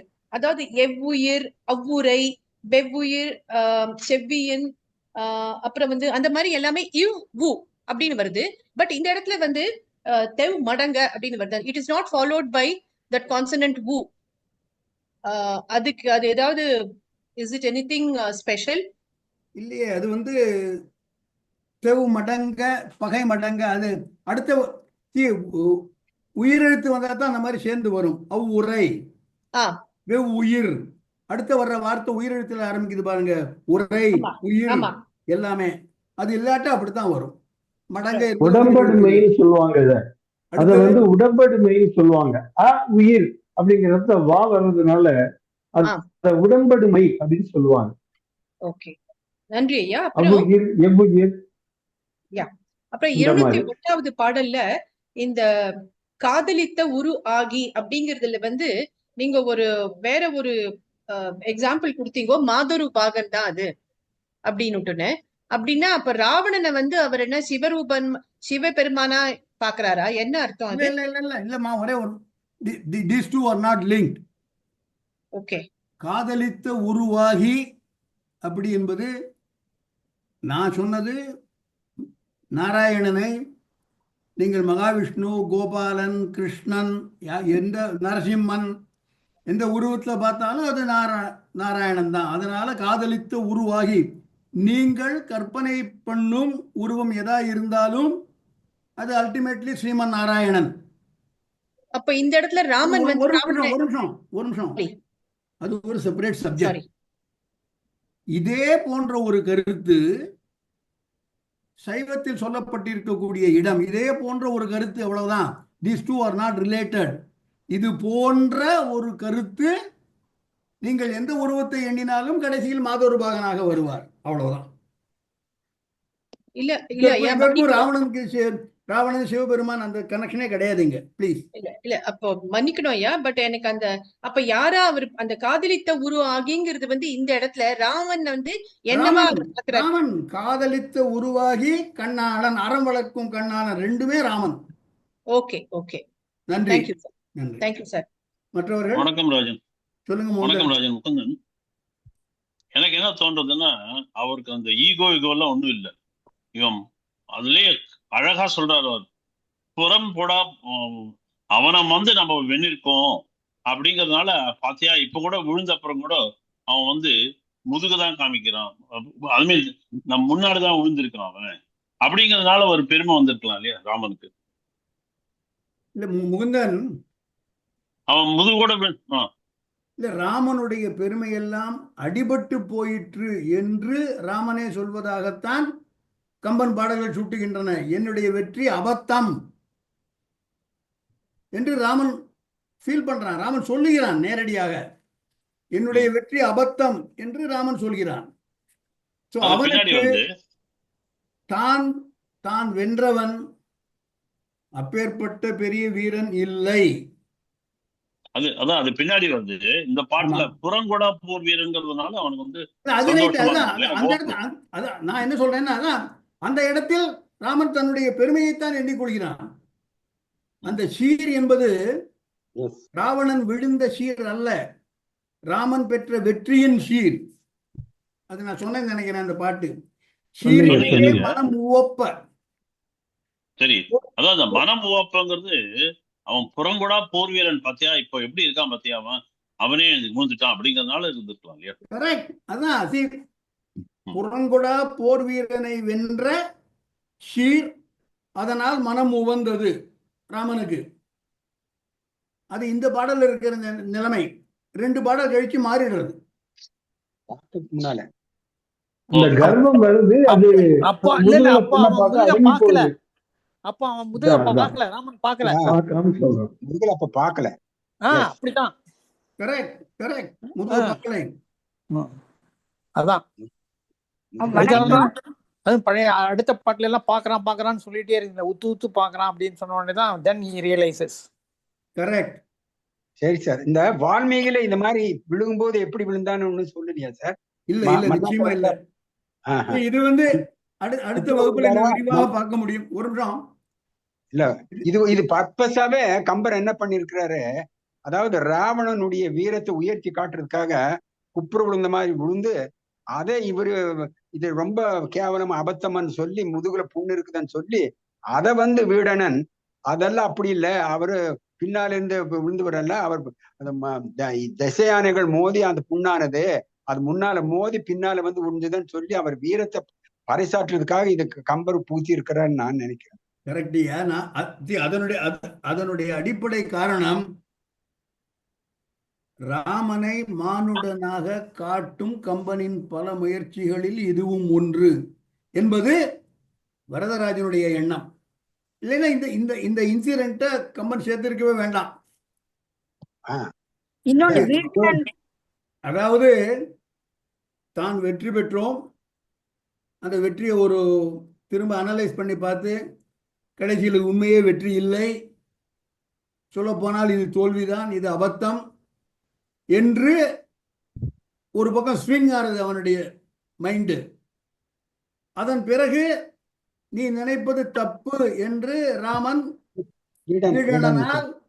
அறிவுறுத்தப்படுகிறான். ராமன் உண்மை என்பது எது என்று உணர்ந்து கொள்கிறான்.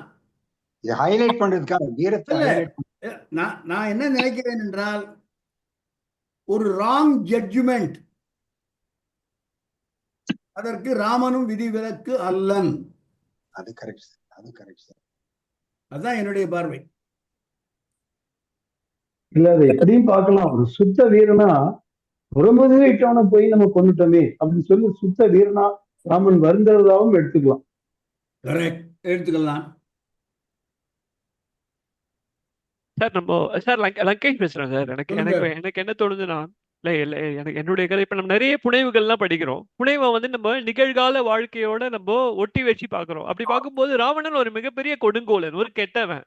ஸோ கெட்டவனை வந்து தூரத்துல இருந்து பார்க்கும்போது நமக்கு பெரிய அபிப்பிராயமா இருக்கு. அந்த கெட்டவனை சாவடிச்சு பக்கத்துல போடும்போது பார்த்தா இவனை நம்ம போய் கொலை பண்ணோம் அப்படின்னு. எக்ஸாம்பிள் வந்து இப்போ நம்ம சதாம் ஹுசேன் எடுத்துக்கலாம். சதாம் ஹுசேனை வந்துட்டு பெரிய இதா பாக்குறோம். அவன் போய் திடீர்னு ஒரு அண்டர் கிரவுண்ட்ல போய் அவனை போய் பிடிச்ச உடனே போய் இவன் இப்படி போய் பயந்து போய் கிடக்குறானே. இல்ல வீரப்பன், சந்தன கடத்தல் வீரப்பன் பெருசா தலையில வச்சு பாக்குறோம். அவனை சாவடிச்ச உடனே என்ன தோணுது, இவனா இவ்வளவு பெரிய ஆளுன்னு சொன்னாங்க, ஒண்ணுமே இல்லாம இருக்கானே அப்படின்னு வந்து அந்த பெரிய பிம்பம் பக்கத்துல வச்சு பார்க்கும்போது ஒண்ணுமே இல்லாத பிம்பமா தோணுதோ அப்படின்ற ஒரு எண்ணம் இருக்கு. அதுதான் கம்பனும் அவரும் ஒரு பெரிய புனைவாளி இல்லையா, அவருக்கு அப்புறமா தோணி இருக்குமோ அப்படின்னு எனக்கு தோணுது. இல்ல நீங்க வந்து நீங்களும் நானும் சண்டை போடுற தொழில் உள்ளவங்க கிடையாது. அவங்க சண்டை போடுற தொழில் உள்ளவங்களுடைய பரம்பரையில இத மாதிரி புறமெது விட்டவனை போய் கொண்டது தப்புன்னு அவங்களுக்கு தான் தெரியும். நம்ம எல்லாம் அந்த வீட்டுல இல்லையா, நம்ம அந்த லேங்கல்ல பார்க்க முடியாது. நீங்கள் நானும் சண்டை போடுறோம். நான் சொல்ல வந்தது ஒரு ராங் ஜட்ஜ்மெண்ட், ஒரு தவறான கணிப்பு ராமனுக்கும் ஏற்படுகிறது, அவ்வளவுதான். ஐயா வேற ஏதாவது கருத்துக்கள்? ஐயா வெங்கட்ராமன் ஸ்ரீமதி பேசுறேன், கடைசியா பேசுறேன். ஒரே ஒரு நிமிஷம் சொல்லுங்க ஸ்ரீமதி. இல்ல, இவன் தலை குப்புற விழுந்து அந்த முகம் நிலத்தில் பதியும்படி விழுந்தான் என்ற ஒரு சொற்றொடரை சொல்லிவிட்டு அடுத்த பாடலிலே அவன் அவனுடைய மலர் அவன் எப்படி ஏன் அவனுடைய மும்மடங்கு பொலிந்தது, அவனுடைய முகங்கள் எல்லாம் மும்மடங்கு பொலிந்தது என்ற ஒரு இதையும் இரண்டும் கீழே விழுந்துட்டான், குப்புற விழுந்துட்டான், ஆனாலும் அவன் மும்மடங்கு பொலிந்தது என்று தொடர் கம்பர் அழகா வர்ணிக்கிறார். இவனுக்கு மும்மடங்கு பொலிவதற்கு காரணம் என்னவென்றால் அவன் கடைசி உயிர் துறக்கும் நேரத்திலும் அவனுக்கு அந்த நான் சிறந்த பேற்றை அடைந்து விட்டேன் என்ற ஒரு எண்ணம் எழுந்திருக்கலாம். அந்த அருள் எப்படி ஏற்பட்டது என்றால், இது என்னுடைய கருத்து தான். அவன் இதற்கு முன்னால் சுந்தரகாண்டத்து பாடல் படியின் மேல் விழுந்தான் பழி பார்க்கலாம், தேவியின் திருச்சரணங்களை அவன் வணங்கினான். அந்த பேரு இருந்ததனால்தான், தேவியின் சரணங்கள் விழுந்ததால் தான் அவனுக்கு தேவனின் திருவடிகளை சரணடையும். அது ஸ்ரீ வைஷ்ணவ மரபுப்படி திருவடிகளே சரணம், அவ்வளவுதான். ஸ்ரீ வைஷ்ணவ மரபு. Thank you Shrimati, thank you. அது உங்கள் கருத்து. மற்றவர்கள்? ஐயா வெங்கட்ராமன், ஒரே ஒரு சின்ன விஷயம் சார் சொல்லுங்க. இந்த அபத்தம்ன்றத அவத்தம்னு எழுதியிருக்குல்ல, கரெக்ட். வெங்காலம்னு சொல்றோம்ல, அது மாதிரிதான் பாவம் மாறும். அது புரியுறது ஐயா. நான் என்ன கேட்கிறேன்னா, இந்த மாதிரி ஒரு மணிப்பிரவாள நடையோட துவக்கம் அந்த 11ஆம் நூற்றாண்டுல இப்படி சமஸ்கிருத வார்த்தைகளை தமிழ்ல உருமாற்றி ஏற்றுக்கிற இது தொடங்கி இருக்கும். உங்களோட பார்வையில நீங்க முழுசா படிச்சவங்க கம்பராமாயணத்தை, இது மாதிரி மற்ற வார்த்தைகளும் வருதா? வருது. நீங்க தமிழ் சமஸ்கிருதம் ஆல்மோஸ்ட் ரெண்டுமே சிஸ்டர்ஸ் மாதிரி தான் வச்சுக்கோங்க. இதுல உள்ளது வாங்குவாங்க, அவங்க உள்ளது எங்க வாங்குவாங்க அந்த காலத்துல. இல்ல அதான் இந்த ட்ரெண்ட் இப்ப வெங்கட்ராமன் கம்பன் கூடிய அளவு வடமொழி சொற்களை தமிழாக்கம் பண்ணித்தான் பயன்படுத்துகிறான். அதனாலதான் விபீஷணன்கிற வார்த்தையை பார்க்க முடியாது, பீஷணம் தான் அது பெயர்கள். சரி, இல்ல அதே இல்ல அதே மாதிரி மற்றவும் இதுவும் அவத்தம்ங்கிறது ஒரு பெயர் சொல் தானே, அதுக்கு ஈக்குவலண்டா தமிழ்ல. I am not talking only about human beings are proper name, proper noun சொல்லல. புரியுது. ஏராளமான இடங்களில் அவன் வடமொழி சொற்களை தமிழ்படுத்தித்தான் பயன்படுத்தி இருக்கிறான். ஒன்று தமிழ் சொற்களை அப்படியேவும் பயன்படுத்தி இருக்கிறான், அவ்வளவுதான். சார் உதாரணமாக பர்வதம்ங்கிற வார்த்தைய பருப்பதம்னு பல இடத்துல சொல்லு. தமிழ் படுத்தி இருக்கிறான். மற்றவர்கள்? நன்றி, வணக்கம் ஐயா. நான் சங்கர்குமார் பேசுறேன். சொல்லுங்க சங்கர்குமார். அந்த முனிவர் நாரத முனிவரை பத்தி ஒரு ரெஃபரன்ஸ் வந்தது இல்லையா முதல் பாகம் இதுல? அது உத்தரகாண்டத்துல 20வது சாப்டர்ல ராவணனும் நாரதனும் பேசிக்கு நீ போய் யமனை வெல்லணும் அப்படின்னு சொல்றாரு. அந்த கதை தான் இந்த இது. அந்த அப்ப பேசின டயலாக் தான் இந்த இது. அது பத்திய மேல் விவரங்களை வால்மீகி ராமாயணத்துல போய் படிச்சுக்கோங்க. நான் நிறைய நேரம் எடுத்துக்க விரும்புறேன். தேங்க்யூ சங்கரகுமார். மீனாட்சி கை தூக்கிருக்கீங்க ஐயா. ஒரே ஒரு நிமிஷம் நானும் சொல்லிக்கிறேன். வீடன் ராவணனை சொல்லுவார்ல, எங்க அண்ணன் தைரியம் உள்ளவரு, சும்மா இருக்கிற நேரத்துல யானையோட போய் போர் போடுவாரு. அப்பதான் தந்தம் எல்லாம் பட்டு காயப்பட்டுதான் அந்த புண்ணு ஏற்பட்டிருக்குங்கிறத தைரியமா உறுதியா சொல்றாருல. அவர் பக்கம் நின்னாலும் ராவணனை விட்டு அந்த பக்கம் போனாலும் ராமனுக்கு இல்ல அண்ணனை பற்றி தவறான கணிப்பு கொள்ளாதே. அதான் தைரியமா ராமன் பரம்பொருளா இருந்தாலும் வீடன் சொல்றாரு. அதனாலதான் நான் ரொம்ப ஸ்ட்ராங் வேர்டுன்னு பாக்குறேன். இது செவ்வியுடன் தொடர்ந்த அல்ல செப்பலை, ரொம்ப வெரி ஸ்ட்ராங் வேர்ட். செவ்வியுடன் தொடர்ந்த அல்ல செப்பலை. அந்த இடத்துல தைரியமா சொல்றது ஒரு மகிழ்ச்சி தருது. ஐயா ஐயா, நான் சாந்தலிங்கம் கதைக்கிறேன் லண்டன்ல இருந்து. தற்சயமமாக இதுக்குள்ள வந்த நான் போன கிழமை சொல்ல முடியாமல் போச்சு. ஸ்டார்ட்ல மணி தமிழருவி மணியன், அவர் ஒரு பொலிட்டீஷியன் தானே, காங்கிரஸ்காரன் தானே, ரொம்பவும் பெருசாக நல்லதாக ஒரு கம்பேரிசன் போட்டி இருக்குது. அவர் சொன்ன உரைகள் என்னடா என்று சொன்னால், வைகோ ஒரு ஸ்பீச்சில் தான் கம்மன் தசரதன் விளையாட்டுல என்ன மாதிரி அழுதானோ அதே மாதிரி தானும் அழுது அதை ஒரு புஸ்தகமாக எழுதியிருக்கிறேன்னு சொல்லி என்ற கேள்வி என்னவென்றால், மணியருவி தமிழருவி மணியன் இந்த இது கோயின்சிடென்டலா இருந்தாலும் ரொம்பவும் அழகாக எழுதியிருக்கிறார். உங்கள் அபிப்பிராயம் என்ன அவரின் எழுத்தை பற்றி? தெரியாதியா, அந்த புஸ்தகம் நான் படிக்கவே இல்லை. அப்படியா? கற்றது கைமண் அளவு. நல்லது, ரொம்ப அழகாக எழுதியிருக்கிறார். எனக்கு அதை பார்க்க நீங்க சொல்ற வரதராஜன் ஞாபகம் தான் அடிக்கடி வந்து கொண்டிருந்தது. நன்றி ஐயா. மீனாட்சி, போன வாரம் வந்து ஒரு கேள்வி வந்தது. அதுல வந்து ராவணனுக்கு என்ன பேரு அப்படிங்கிற ஒரிஜினல் பேரு. அதுல வந்து தசக்ரீவன் அல்லது தசானனன், 10 முகங்களை உடையவன் அல்லது 10 கழுத்துக்களை உடையவன் அப்படிங்கிற. நன்றி. மீனாட்சி கையை தூக்கி இருக்கீங்க. சொல்லியாச்சுமா. தேங்க்யூ சொல்லி முடிச்சேன். ஐயா, எனக்கு ஒரு சொல்லுங்க. சொல்றாரு ஐயா, அதாவது இந்த ராமன் வந்து சிந்திக்காம அவர் ஒரு முடிவுக்கு வந்துட்டாரு. புறமுதுக அவரு எய்த அம்பு அது தொலைச்சு முதுகு வழியா வெளியே போயிருக்குங்கிறது அவர் அதை நினைக்கிற. ஐயா, அப்ப அவர் எய்த அம்பு அங்க இருக்கணுமா இல்லையா? அப்படி இல்லை, அது போயிட்டது. அப்ப அதன் மூலமாகத்தான் இப்படி வந்திருக்குங்கிறத அவருக்கு ஏன் சிந்திக்க இல்ல மேனா? சொல்லுங்க. அடுத்த வகுப்புக்கு வெயிட் பண்ணுங்க. Okay okay. மற்ற வேற ஏதாவது கருத்துக்கள்? வேறு கருத்துக்கள் எதுவும் இல்லை என்றால் கார்த்திக், நீங்கள் வகுப்பை நிறைவு செய்யலாம். கார்த்திக், அனுப்புங்க ப்ளீஸ்.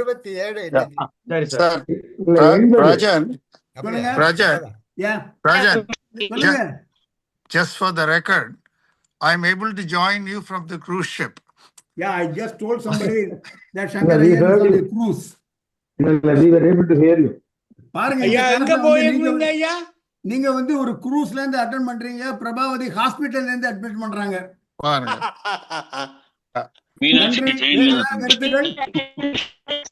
நமஸ்காரம். காது கேட்கல, சொல்லுங்க, கொஞ்சம் உரக்க சொல்லுங்க ராமகிருஷ்ணன். அதாவது ராவணன் மேற்கொண்ட மற்ற போர்கள்லாம் என்னலாம்? எனக்கு கேள்வி காதல் விடல ராமகிருஷ்ணன். ராவணன் மேற்கொண்ட மற்ற போர்கள்லாம் என்னலாம்? மற்ற போர்கள் இல்ல, ராமன் மேற்கொண்டவா ராவணன் மேற்கொண்டவா? ராவணன் மேற்கொண்ட மற்ற போர்கள் பற்றி கம்பனில் அவ்வளவாக விவரம் இல்லை. ஏன்னா இந்திரஜித் வந்து அவன் இந்திரனோட போர் பண்ணி, நான் வந்து மற்ற போறது இல்ல. ஐயா வணக்கம். வணக்கம் பாலா.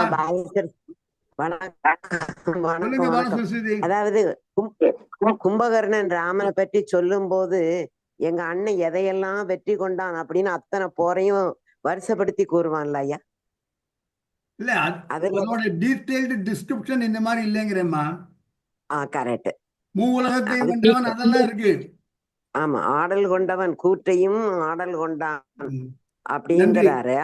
அளவுக்கு அவன் நிறைய எத்தனையோ போர் செய்திருக்கான். நன்றி. இதுக்கு வந்து உத்தரகண்டத்துல வந்து வால்மீகி வந்து சொல்றாரு,